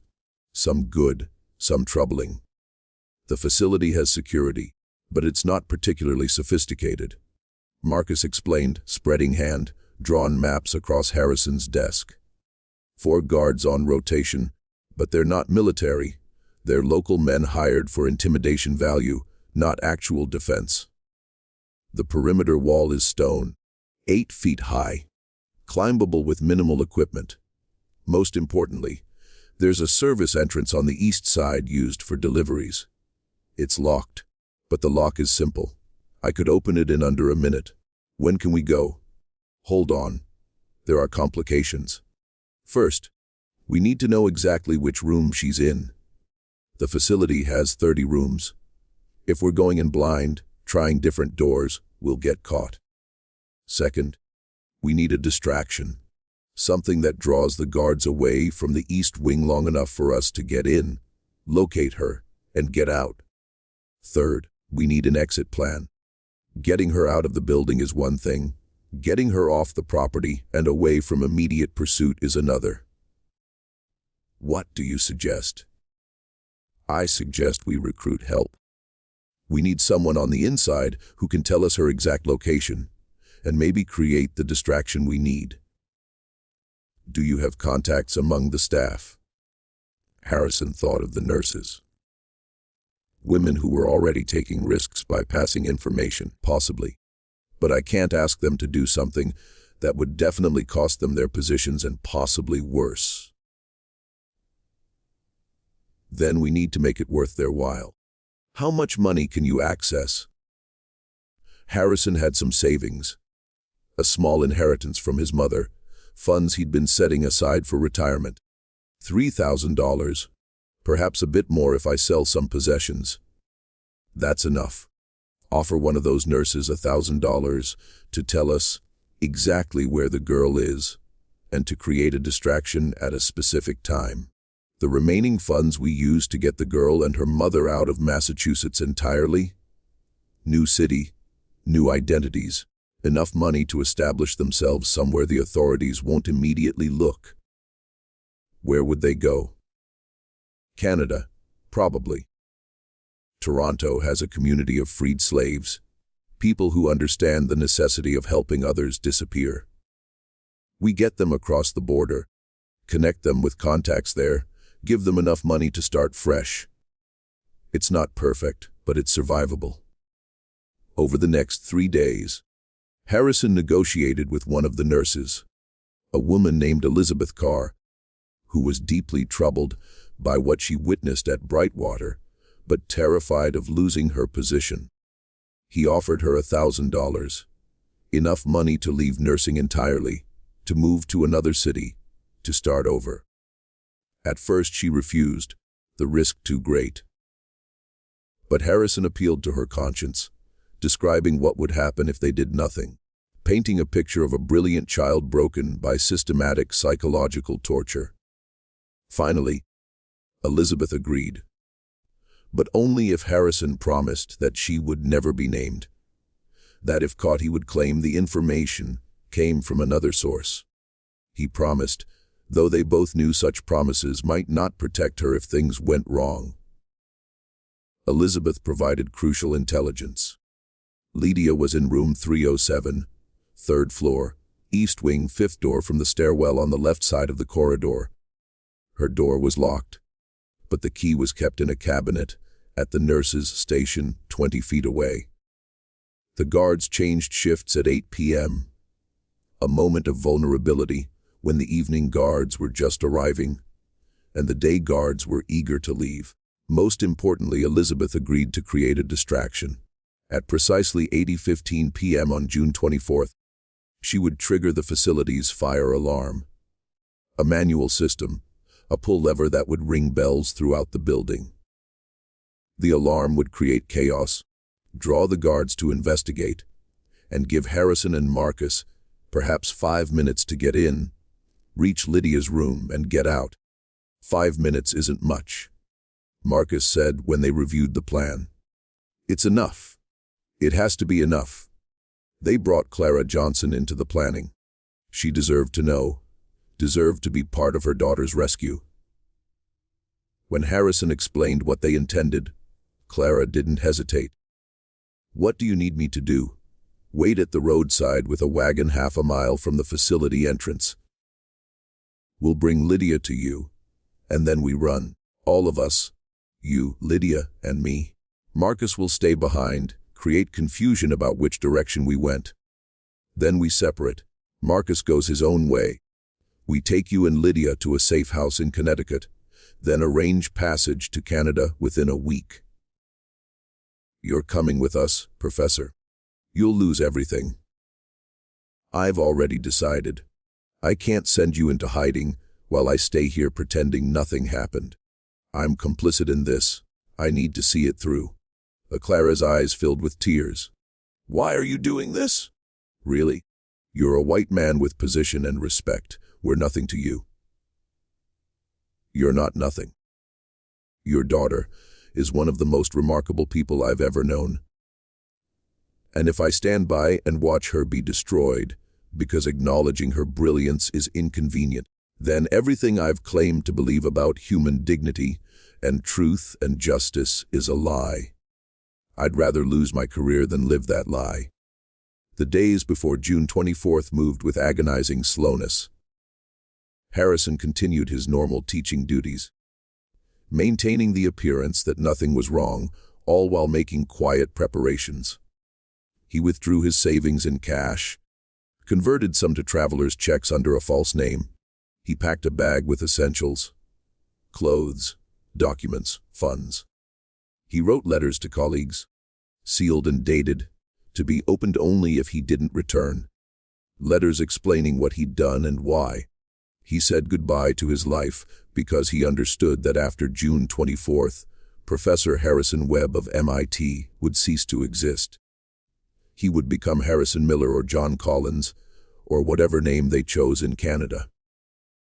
He would become a fugitive, a kidnapper in the eyes of the law, a man who had thrown away respectability for principle, and he found that he was more at peace with that decision than he'd been with anything in his careful, respectable academic career. June 24th, 1897, arrived with the kind of perfect summer weather that feels obscene when you're planning something terrible and necessary. Harrison and Marcus met at 3 p.m. in a rented room 2 miles from Brightwater, going through the plan one final time, checking equipment, timing each step. They would approach the facility at 70:30 using the cover of dusk. They would wait near the East Service entrance until 18:15, when Elizabeth triggered the alarm. Then they would move. At 8 p.m., they were in position, hidden in the tree line near Brightwater's eastern wall. Harrison could hear his own heartbeat, loud and irregular. He'd never done anything remotely like this. Never broken a law more serious than overdue library books. Now he was preparing to break into a private facility, remove a child against state authority, flee across state lines. Every instinct of his ordered academic life screamed that this was wrong, illegal, career ending. And yet, sitting in those trees, watching the sun sink behind Brightwater's stone walls, he knew with absolute certainty that it was right. At 18:14, Marcus checked his pocket watch. 1 minute. You remember the route: east entrance, 2nd floor, service stairs, 3rd floor, left corridor, 5th door. If anything goes wrong, if we get separated, you run. Don't wait for me. Get the girl and run. I'm not leaving without her. I know. That's what worries me. You're a good man, Professor, but good men aren't always good at the kind of ugly necessities that. The fire alarm exploded into sound. Bells clanging throughout Brightwater, the noise carrying across the grounds. Marcus moved immediately, running low toward the service entrance. Harrison followed, his breath harsh in his throat, his legs clumsy with adrenaline. Marcus reached the door, pulled out lockpicks, worked for 30 seconds that felt like hours. The lock clicked. They were inside. The interior was chaos, exactly as hoped. Staff running toward the alarm, guards shouting questions, patients in some rooms crying out in confusion or fear. Harrison and Marcus moved against the flow, heading for the service stairs, while everyone else converged on the supposed fire. Up the stairs, legs burning, lungs aching. Second floor. Keep going. Third floor. The corridor stretched ahead, dim and institutional. Doors on both sides. Fifth door on the left. Harrison counted, his vision narrowing to that single objective. There, room 307. He tried the handle. Locked. The keys. He gasped. Nurse's station. Marcus was already moving, 20 feet down the corridor, reaching the cabinet Elizabeth had described. He forced it open with a crowbar, grabbed a ring of keys, ran back, tried the first key. Wrong. Second key. Wrong. Third key. The lock turned. The door opened and Harrison Webb saw what had become of Lydia Johnson. She sat on the bed, curled into herself, her arms wrapped around her knees. She was thinner than when he'd last seen her face hollow, her eyes too large. She wore a plain institutional gown, gray and shapeless. When the door opened, she flinched, pressing herself against the wall, her expression showing pure terror, before recognition slowly filtered through. Professor Webb. Her voice was as if she hadn't used it properly in weeks. Lydia, we're getting you out right now. Can you walk? I don't understand. How are you? No time to explain. We have perhaps 3 minutes before they realize the alarm is false and start searching. Can you walk? She nodded, standing unsteadily. Harrison moved to her, supporting her weight as they moved toward the door. Marcus was already in the corridor, checking both directions. Clear. Move. They half walked, half carried Lydia toward the service stairs. Behind them, Harrison heard shouting, someone yelling that there was no fire, that it was a false alarm, that everyone should return to their stations. They reached the stairs and started down. Second floor. Keep moving. First floor. The service entrance was ahead, the door they'd come through still unlocked. Almost there. Almost. A guard appeared at the end of the corridor, confused at first, then alarmed. Hey, what are you doing with that patient? Marcus didn't hesitate. He charged the guard, hitting him hard in the midsection, driving him back against the wall. The guard struggled, reaching for a whistle on his belt. Marcus hit him again, a vicious punch that dropped the man to the floor, unconscious or stunned. Go! Marcus shouted. I'll hold them here. Get her out. Harrison ran, supporting Lydia, bursting through the service entrance into the evening air. Behind them, whistles were blowing, voices shouting, the facility waking to the realization that someone had breached their security. He ran for the wall, pulling Lydia with him. She was gasping, her legs weak, but she kept moving, kept pushing herself. At the wall, Harrison interlaced his fingers. Step here.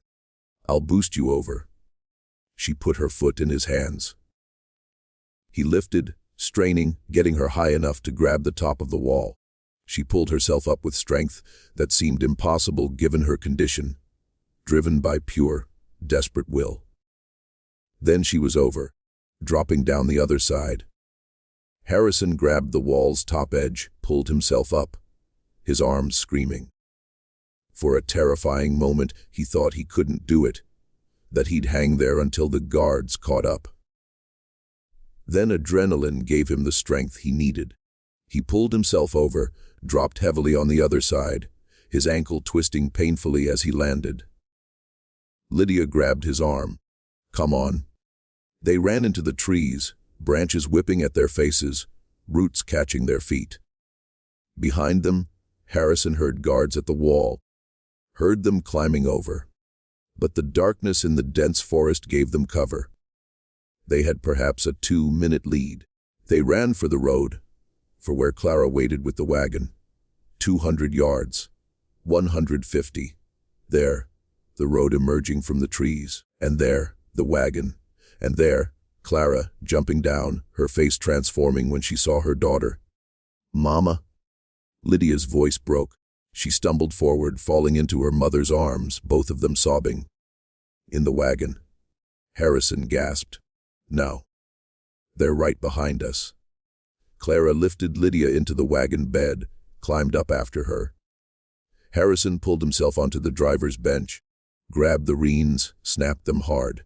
The horse started forward, slow at first, then faster, pulling them away from Brightwater, away from the sounds of pursuit, away from the facility where they'd tried to break a brilliant child's mind. They drove through the night, changing roads frequently, heading generally northeast toward Connecticut. Every sound made Harrison jump. Every distant rider made him think they were caught. But as hours passed and no pursuit materialized, he began to believe they might actually escape. At dawn, they reached the safe house, a Quaker farm in northern Connecticut, whose owners asked no questions. Clara and Lydia were given a room. Harrison collapsed in a chair, exhausted beyond anything he'd ever felt. But they'd done it. Against the machinery of law and institutional authority, against the power of men like Thorne, who controlled resources and respectability. They'd done it. They'd rescued one brilliant girl from captivity. Later that morning, as Clara tended to her daughter and Harrison tried to process everything that had happened, Lydia asked to speak with him privately. They sat in the farm's kitchen while Clara bathed upstairs, and Lydia looked at him with eyes that had aged years in the weeks since her abduction. "Professor Webb, I need to tell you what Dr. Thorne was planning. What he called the definitive test. You don't have to talk about that now. You're safe. You can rest. No, you need to know. You need to understand what you saved me from." She took a shaking breath. "He was going to perform surgery on my brain."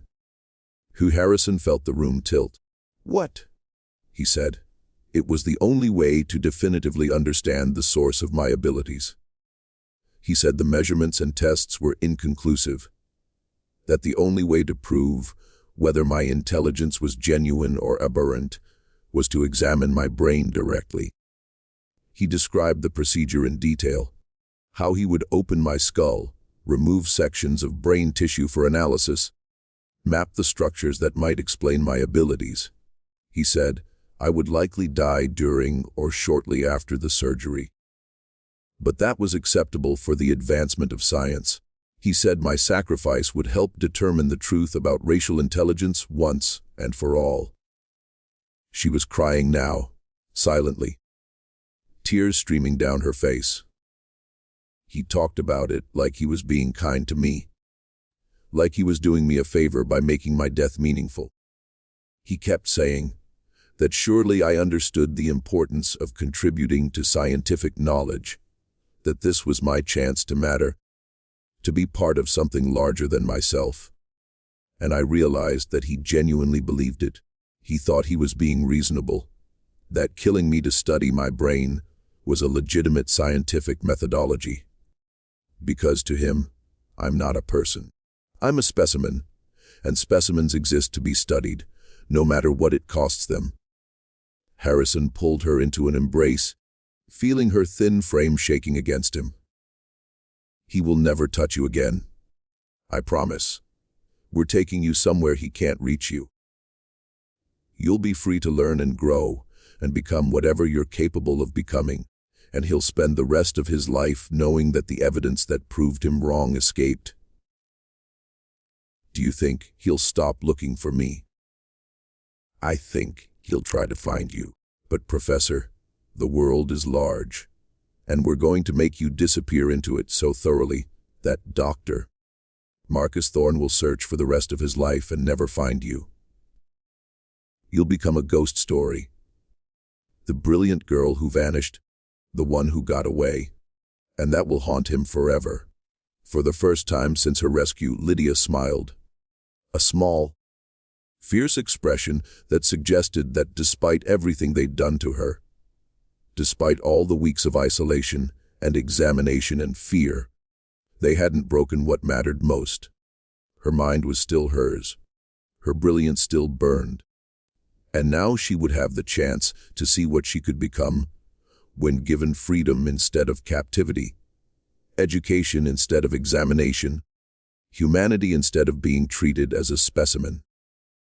But the question that haunted all of them, as they prepared for the final journey to Canada, was whether escape was enough. Whether one girl's freedom meant anything, if the system that had tried to destroy her remained intact, ready to do the same seminary in the next brilliant child who threatened the comfortable lies that kept the racial hierarchy in place. And it's here, at this moment of successful escape but uncertain future, that we must pause again. They crossed into Canada on July 2, 1897. Using forged documents that identified them as the Miller family. John Miller, a widowed schoolteacher from Vermont, his sister Clara Miller, and her daughter Sarah Miller, traveling to Toronto to take up a teaching position. The border guards barely glanced at them.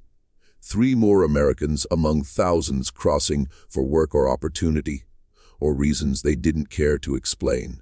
And just like that, Professor Harrison Webb ceased to exist. John Miller, with his small savings and his guilty conscience, and his determination to see through what he'd started, took his place. Toronto in 1897 was a city transformed by migration. Thousands of freed slaves and their descendants had made their way north over the decades, creating communities that understood the necessity of protecting those who fled American injustice. The Millers, as they now called themselves, found rooms in one of these communities, a boarding house run by a woman named Margaret Hawthorne, whose own parents had escaped slavery via the Underground Railroad 50 years earlier. Margaret asked no questions about their past, required no explanations for the careful way they avoided giving details about where they'd come from or why they'd left.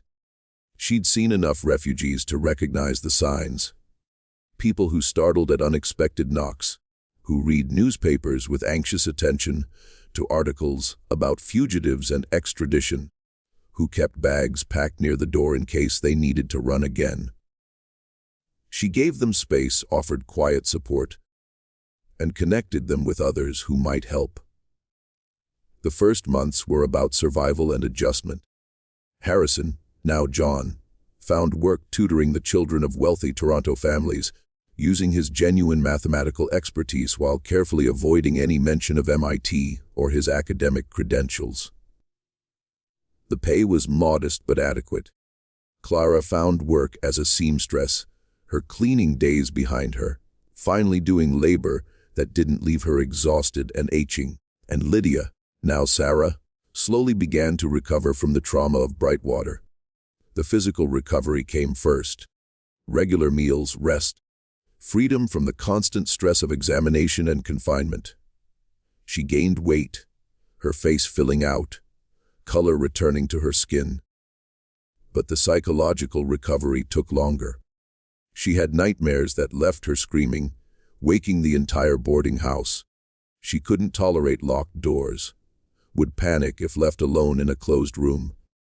She startled at footsteps in hallways, convinced that guards were coming. And she couldn't do mathematics. This was perhaps the most troubling symptom. When Harrison tried to continue her education, presenting her with problems that she would once have solved instantly, she would stare at the paper with rising panic, her breath quickening, her hands shaking. The mathematics that had once been her refuge, the one thing that made sense in a chaotic world, had been poisoned by association with Thorne's examinations. Every equation reminded her of the testing room at Brightwater. Every calculation brought back memories of being asked to perform, to prove her abilities, to demonstrate her value as a specimen. "I can't see it anymore," she told Harrison one evening, 3 months after their escape, tears of frustration streaming down her face. The shapes, the patterns, The way numbers used to fit together in my head. It's like there's fog over everything. I look at a problem and I just see symbols on paper, not the architecture underneath. He broke something in me, Professor. Doctor. Thorne broke the part of my mind that could do the thing that made me special. You're still special, Lydia. Your mind is still remarkable. You're just traumatized. That's normal after what you experienced. But what if it doesn't come back? What if I lost it permanently? Then what was the point? We ran. You gave up everything. Mama lost her home. And for what? To save a girl who isn't even particularly smart anymore. Harrison grabbed her shoulders, forcing her to meet his eyes. Listen to me carefully. Your value as a human being has nothing to do with your mathematical abilities. Nothing. You are worthwhile because you exist. Because you're a person with thoughts and feelings and dignity, not because you can solve equations faster than other people.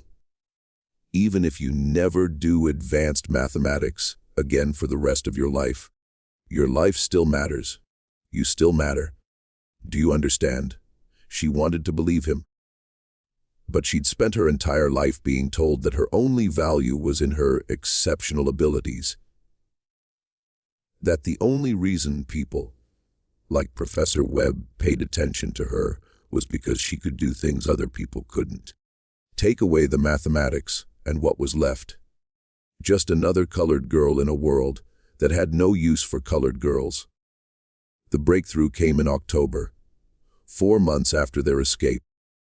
Lydia was walking through Toronto's Market District with her mother when she stopped suddenly, staring at a construction site where workers were building a new commercial building. Clara, accustomed to her daughter's strange focuses, waited patiently. "Mama?" Lydia said slowly. "That beam they're placing, it's going to fail. The angle is wrong for the load distribution. I can see it." "How can you see that, baby?" "Because." Lydia paused, her hand moving through the air as if tracing invisible lines. "Because I can see the forces again. The mathematics. It's coming back." "Oh God, Mama! It's coming back!" She started crying, but this time with relief and joy. The fog in her mind was lifting. The shapes and patterns she'd thought were lost forever were revealing themselves again, still there, just buried under trauma, waiting for safety and time to uncover them. The recovery wasn't instant or complete. There were still bad days when the mathematics eluded her, when memories of Brightwater overwhelmed everything else. But gradually, steadily, Lydia's abilities returned. Harrison resumed her education carefully, gently, always letting her control the pace, never pushing when she showed signs of distress. And something remarkable happened as Lydia healed. Her abilities didn't just return to their previous level. They grew. The time away from mathematics, the experience of losing and regaining her gift, had given her a different perspective.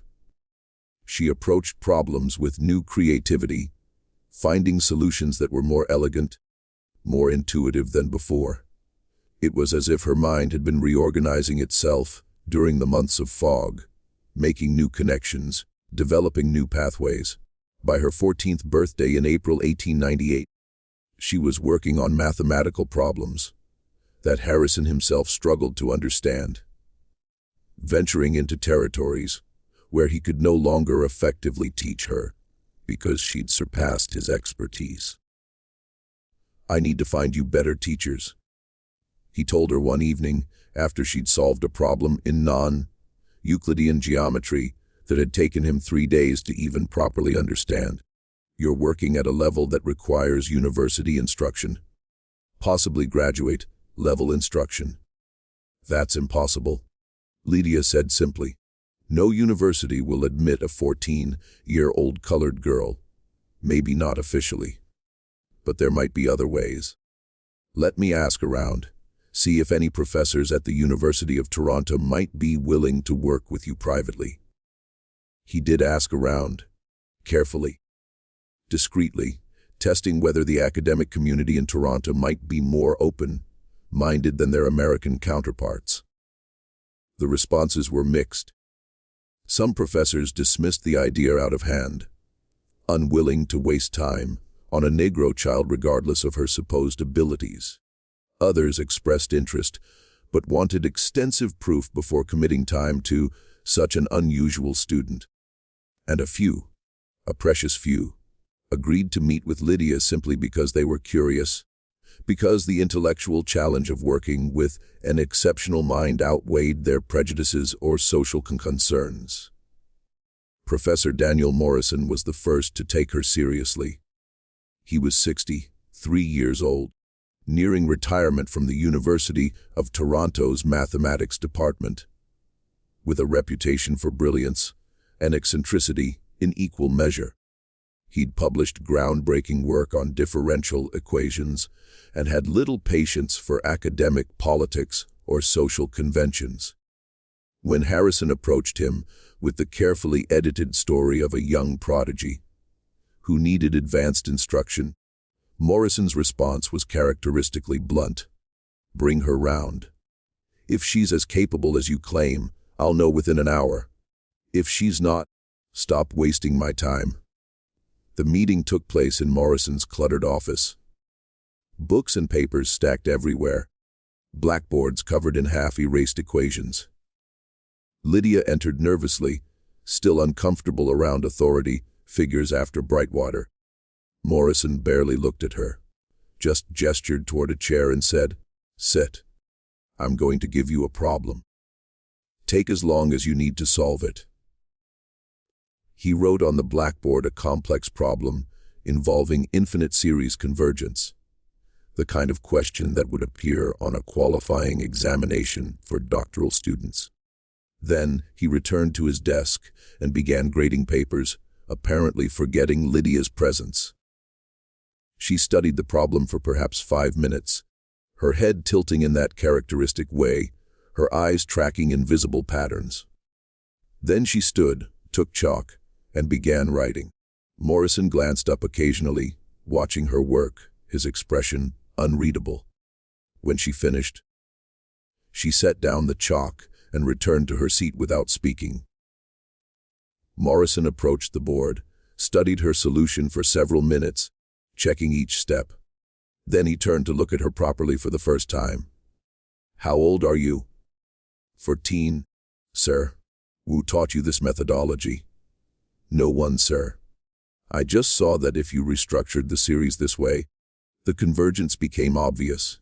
Morrison returned to the board, examining her work more closely. This is an approach I've never seen. It's valid, elegant even. But it's not in any textbook. You developed this just now?" "Yes, sir. The standard approaches seemed too complicated. I thought there must be a simpler way, so I looked for it." Morrison was silent for a long moment. Then he returned to his desk, pulled out a sheet of paper, and began writing rapidly. When he finished, he handed the paper to Harrison. "These are the names of 4 other professors in this city who might be qualified to work with her in areas where I'm not expert. Physics, advanced algebra, theoretical mechanics, logic. Between us, we can provide her with education equivalent to what she'd receive in a doctoral program. But Mr. Miller, I need you to understand something. This girl is not just talented. She's genuinely exceptional. The kind of mind that appears maybe once in a generation, possibly once in several generations. She needs to be developed carefully, challenged appropriately, protected from those who would exploit her. She's been exploited before," Harrison said carefully, uncertain how much to reveal. "We left the United States partly to escape that situation." Morrison studied him with sharp eyes. "I'm not going to pry into your past.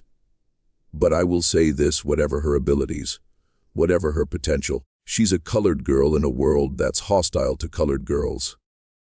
Even here, even in Canada, where things are theoretically better, she'll face barriers. She'll be dismissed, underestimated, excluded from opportunities that mediocre white men take for granted. If we're going to educate her, we need to be realistic about what her future holds. She can't publish under her own name without being ignored or mocked. She can't attend university officially. She can't pursue a conventional academic career. So the question becomes, what do we train her for? What's the end point of this education? It was the question that haunted all of them. What was the point of developing Lydia's abilities if she had no legitimate avenue to use them?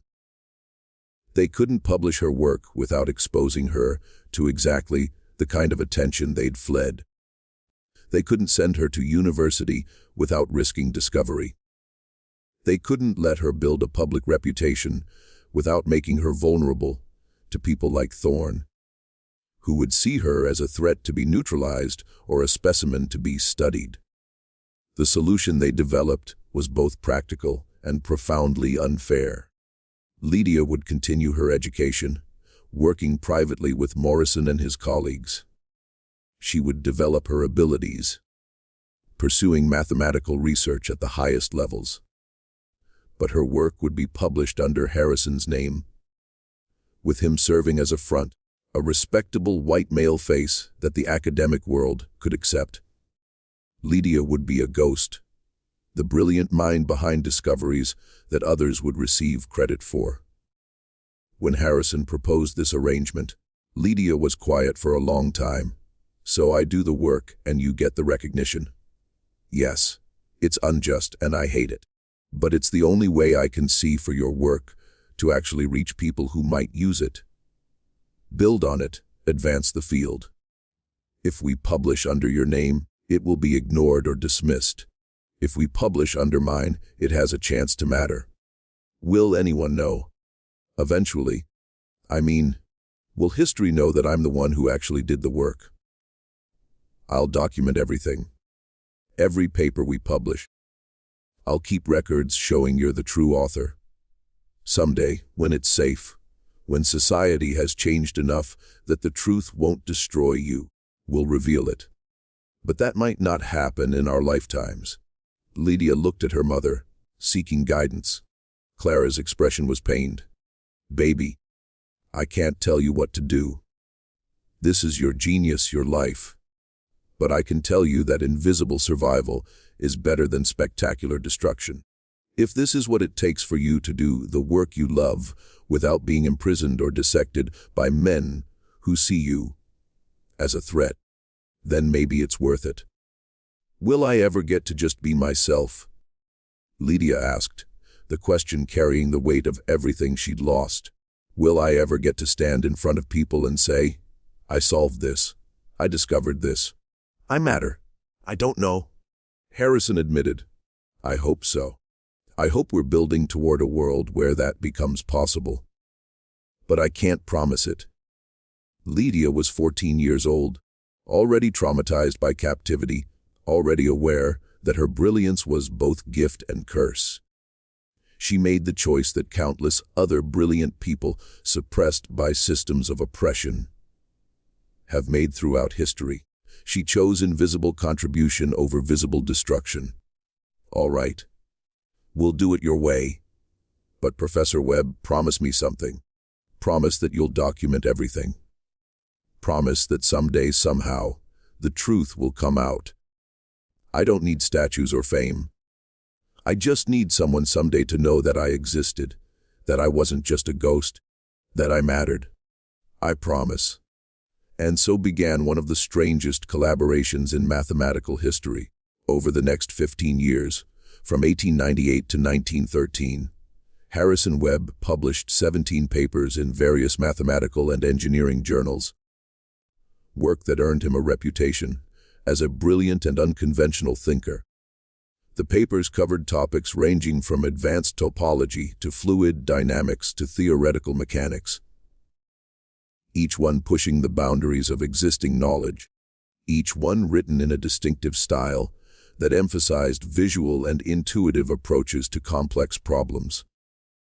What the mathematical community didn't know was that every one of those papers had been written by Lydia Johnson, working in a small apartment in Toronto, filling notebooks with ideas and proofs that Harrison would then transcribe and submit under his name. She would develop the core concepts, work through the mathematics, explain her reasoning to Harrison. He would write it up in formal academic language, add references and citations, navigate the publication process. They were a team, but an invisible one, with only one of them visible to the world. The mathematics itself was extraordinary.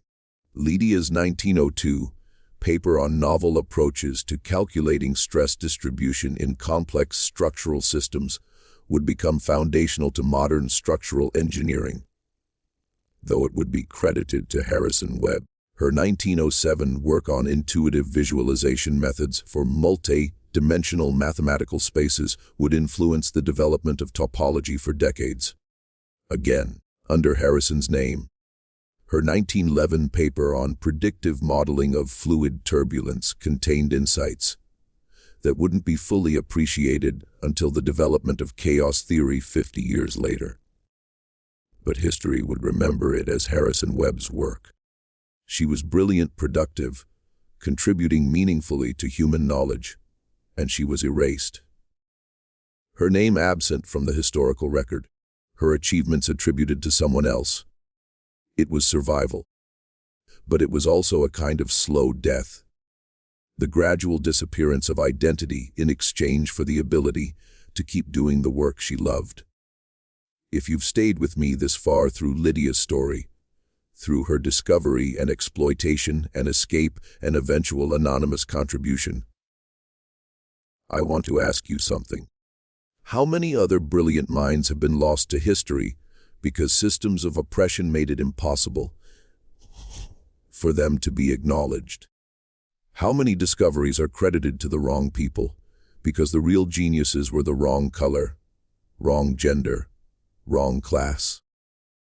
Subscribe to The Sealed Room because we're committed to uncovering these buried stories, to refusing to let brilliance be forgotten just because it appeared in people that society decided didn't matter. Tell me in the comments what you think about Lydia's choice to work anonymously. Was it the right decision? What would you have done? Your engagement helps us continue this work of historical recovery. But Lydia's story doesn't end with anonymous publication. Because in 1913, something happened that would force all of them to confront the question of whether silent survival was enough. Dr. Marcus Thorne published a book. It was titled The Question of Negro Intelligence, a Scientific Assessment, and it was designed to be the definitive statement on racial hierarchy, a comprehensive argument that Negro intellectual inferiority was biological, immutable, and scientifically proven. The book was 500 pages of craniometric data, intelligence test results, comparative studies, all building toward the conclusion that white supremacy wasn't a social preference, but a natural law supported by objective evidence. And buried in Chapter 7, there was a case study that made Harrison's blood run cold when he read it. The case of E.D., a cautionary tale of anomalous presentation. Thorne didn't use Lydia's name, but he described her case in detail. The 13-year-old Negro girl who had demonstrated apparently remarkable mathematical abilities. The examination at MIT, the subsequent detailed study that revealed the truth about her condition.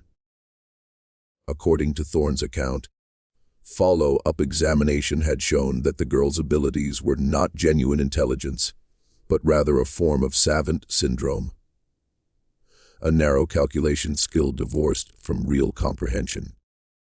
He claimed that, under controlled conditions, she had failed to demonstrate the abilities initially reported.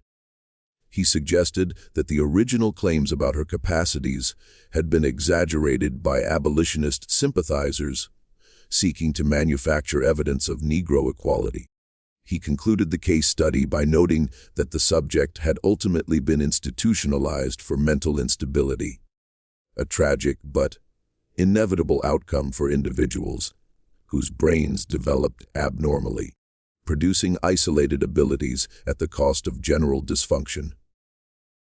It was a comprehensive a rewriting of history designed to neutralize the threat that Lydia's existence posed to Thorne's theories. And because Lydia had disappeared, because she couldn't speak publicly to refute these claims, Thorne's version would become the official record.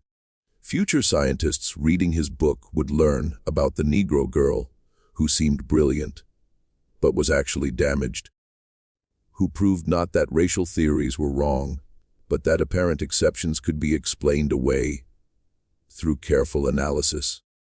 Harrison showed the book to Lydia. She read the chapter in silence, her face unreadable. When she finished, she set the book down carefully. "He's erasing me, not just my name, but my existence as anything other than a cautionary tale. He's taking everything I am and turning it into evidence for what he wanted to prove all along. We can refute this. We can publish a response. Explain what really happened. Under whose name? Yours. Then Thorne will ask how you know so much about this girl's case, unless you were directly involved, which would lead to questions about where she is now, which would expose us.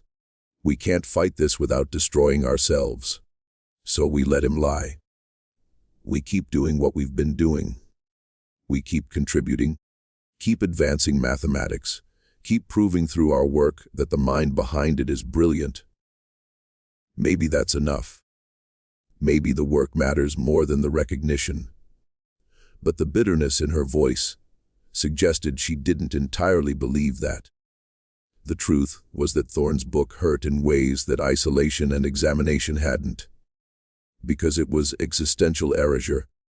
The claim that she had never been what she was, that her brilliance had been imaginary or fraudulent, that she was a cautionary tale rather than a revolutionary example. How do you fight that? How do you prove you exist when the system is designed to deny your existence? Over the following years, Harrison and Lydia continued their collaboration, continued producing papers, continued advancing mathematical knowledge. But something had changed. Lydia became more withdrawn, more isolated. She rarely left the apartment. She poured herself into mathematics with an intensity that bordered on obsession, as if trying to prove something to herself, if not to the world. Clara watched her daughter with growing concern. "She's disappearing," Clara told Harrison in 1916, 20 years after they'd fled to Canada. "Not physically, but in every other way. She's becoming nothing but the mathematics. Like she's decided that if she can't be a person in the world, she'll just be a mind doing calculations. That's not living. What do you suggest? We've tried everything we can think of to give her a normal life, while protecting her from exposure. I don't know. But I know this can't continue. My daughter is 29 years old. She's never had a romantic relationship because she's terrified anyone she gets close to will discover who she really is. She has no friends because friendship requires sharing yourself, and she can't share herself without risking everything. She's a ghost, and I'm starting to think that maybe dying as herself would have been better than surviving as nobody." It was a brutal assessment, and Harrison couldn't argue against it. In saving Lydia's life, had they condemned her to a different kind of death? The slow erasure of identity, the gradual disappearance of self. The question haunted him, and it was still haunting him on March 17, 1918, when Lydia Johnson died of influenza during the great pandemic that swept across the world that year. She was 56 years old, worn out from decades of labor and worry, her last years spent watching her brilliant daughter fade into anonymity. Lydia, who remembered everything perfectly, would never forget her mother's final words. "Baby, promise me something. Promise me you'll find a way to be yourself. Even if it's dangerous, even if it means losing the work. You can't spend your whole life being someone else's ghost. Promise me." "I promise, Mama." But it was a promise Lydia didn't know how to keep. After Clara's death, something broke in Lydia.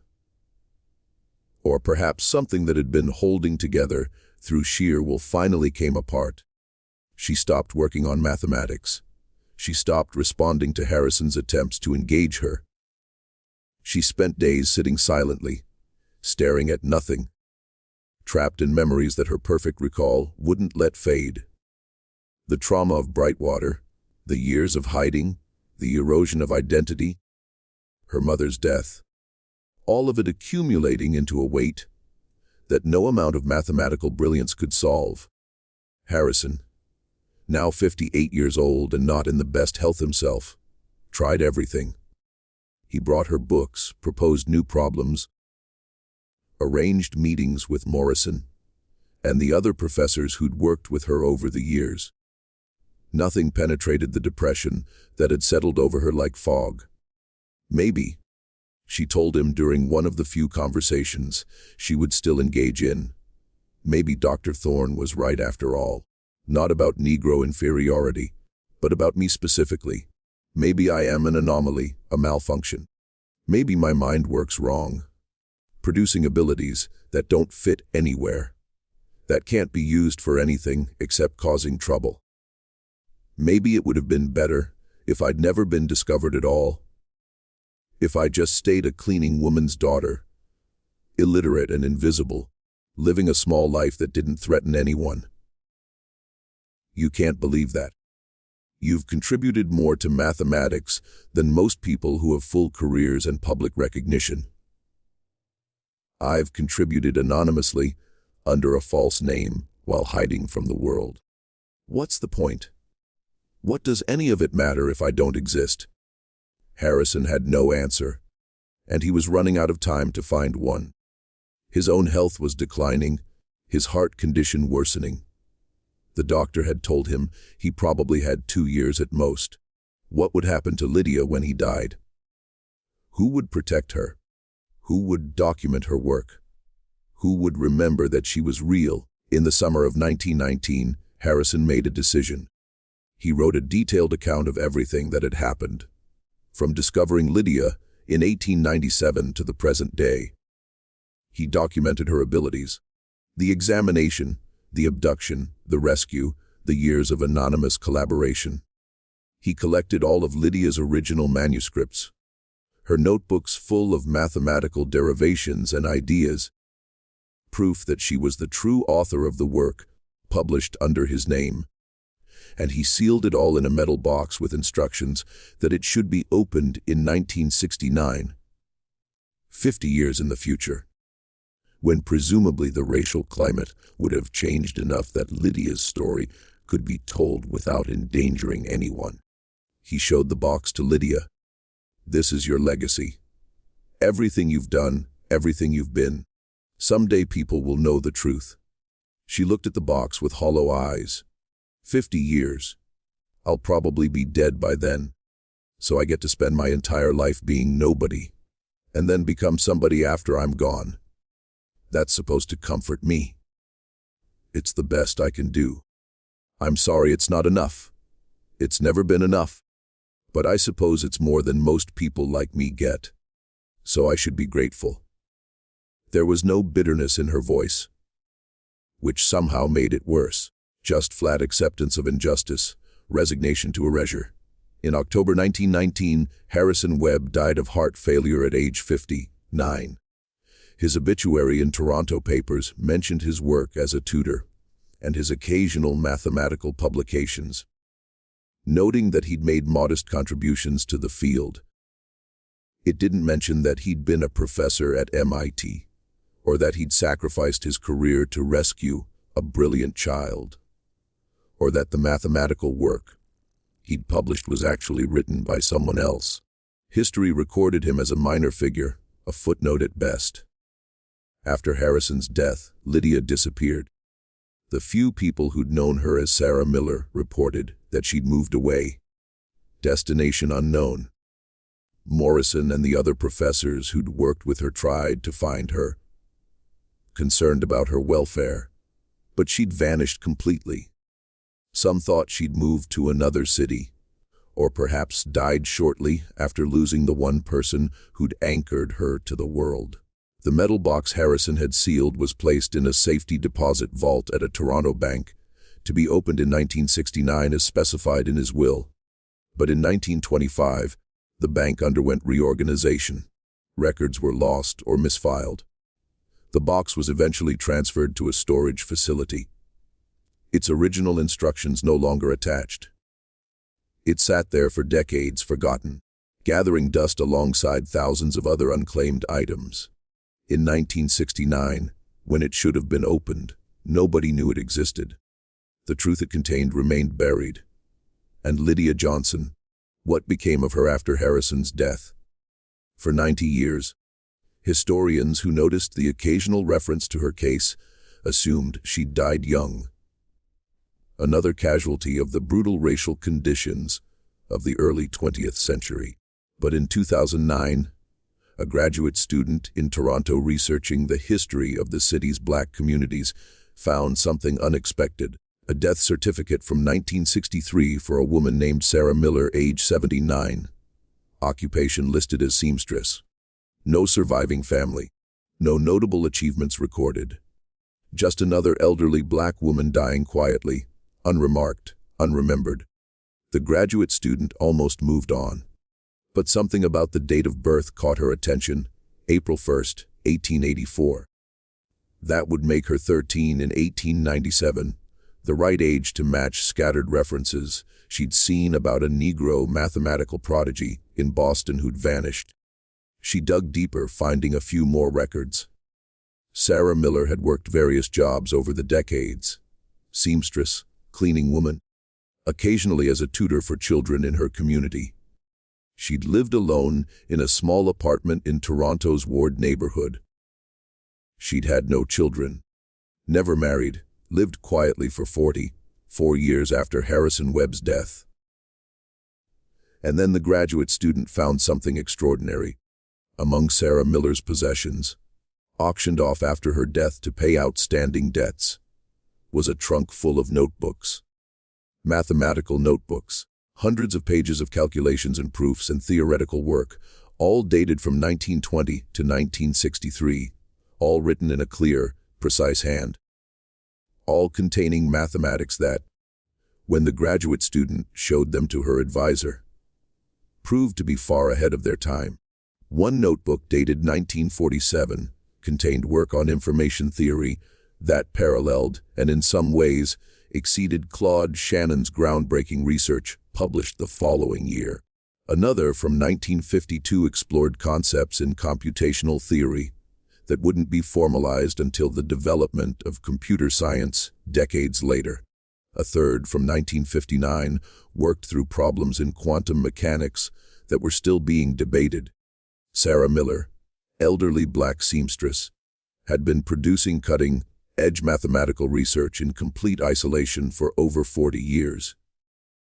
Research that no one would see, that no one would know about, that contributed nothing to the advancement of mathematics because it was trapped in notebooks in a trunk in an apartment where nobody thought to look for genius.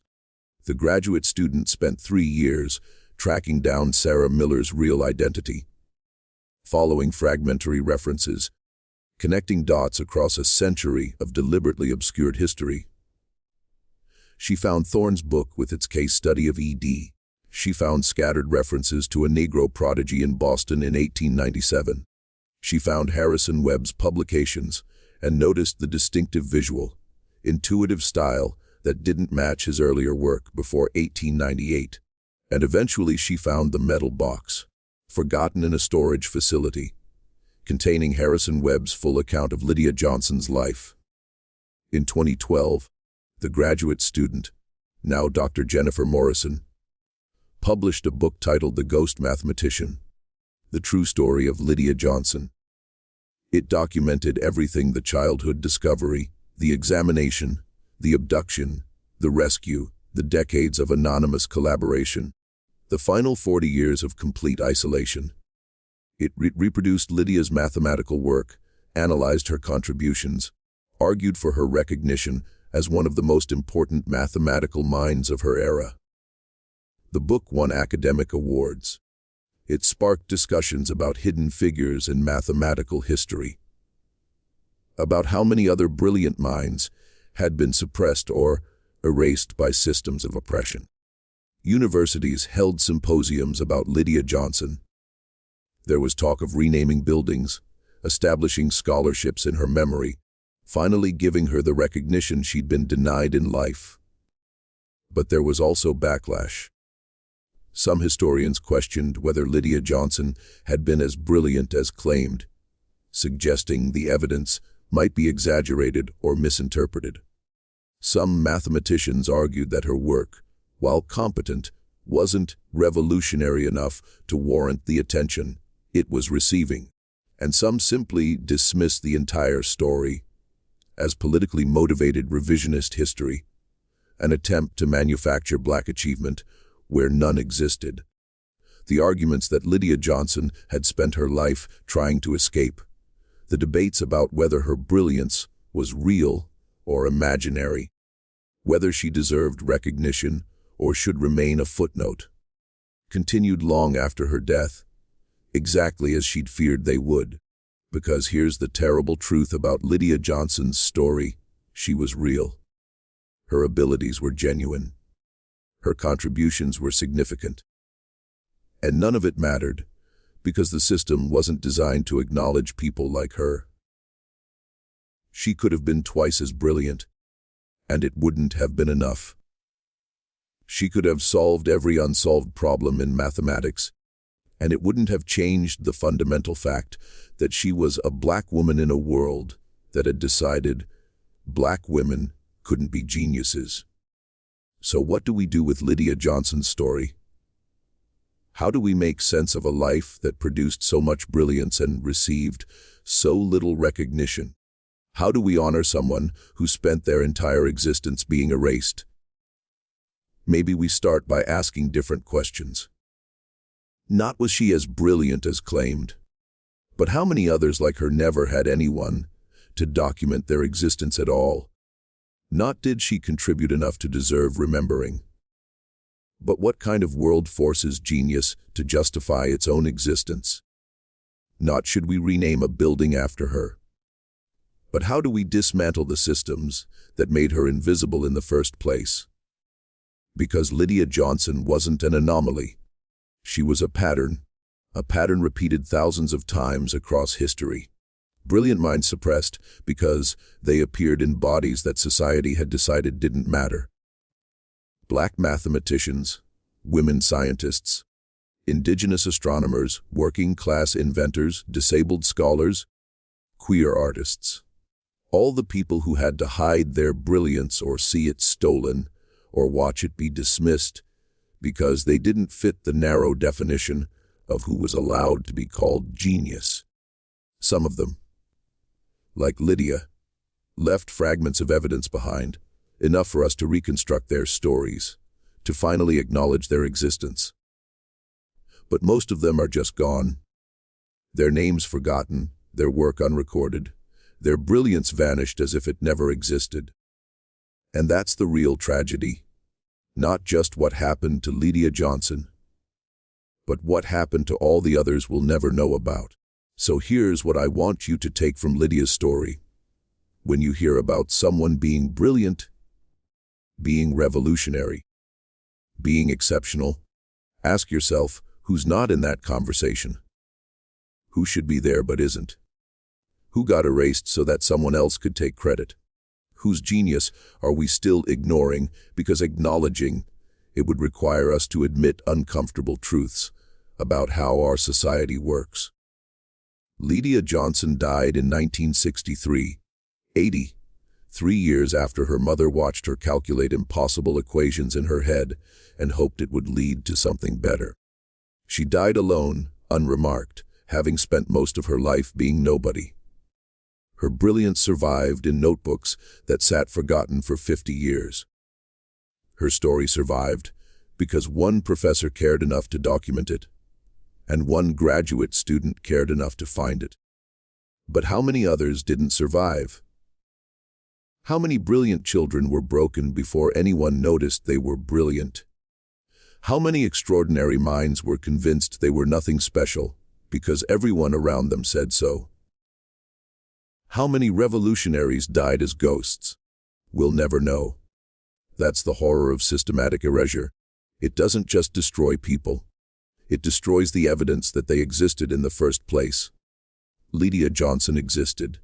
She was brilliant. She mattered. And the fact that we almost forgot her should terrify us into asking who we're forgetting right now. What do you think? Could Lydia have done anything differently? Should Harrison Webb have published the truth despite the dangers? Was anonymous contribution better than no contribution at all? Tell me your thoughts in the comments. This is the work we do here. Recovering the voices that were silenced, the stories that were buried, the truths that powerful people wanted forgotten. And if you believe this work matters, if you think these stories need to be told, then subscribe. Share this with someone who needs to hear it. And help us make sure that the Lydia Johnsons of history are finally seen. Thank you for staying with me through this long, difficult story. Thank you for caring about a brilliant girl who deserved so much better than what the world gave her. And remember, history isn't just what we're told. It's what we dig up. It's what we refuse to let die.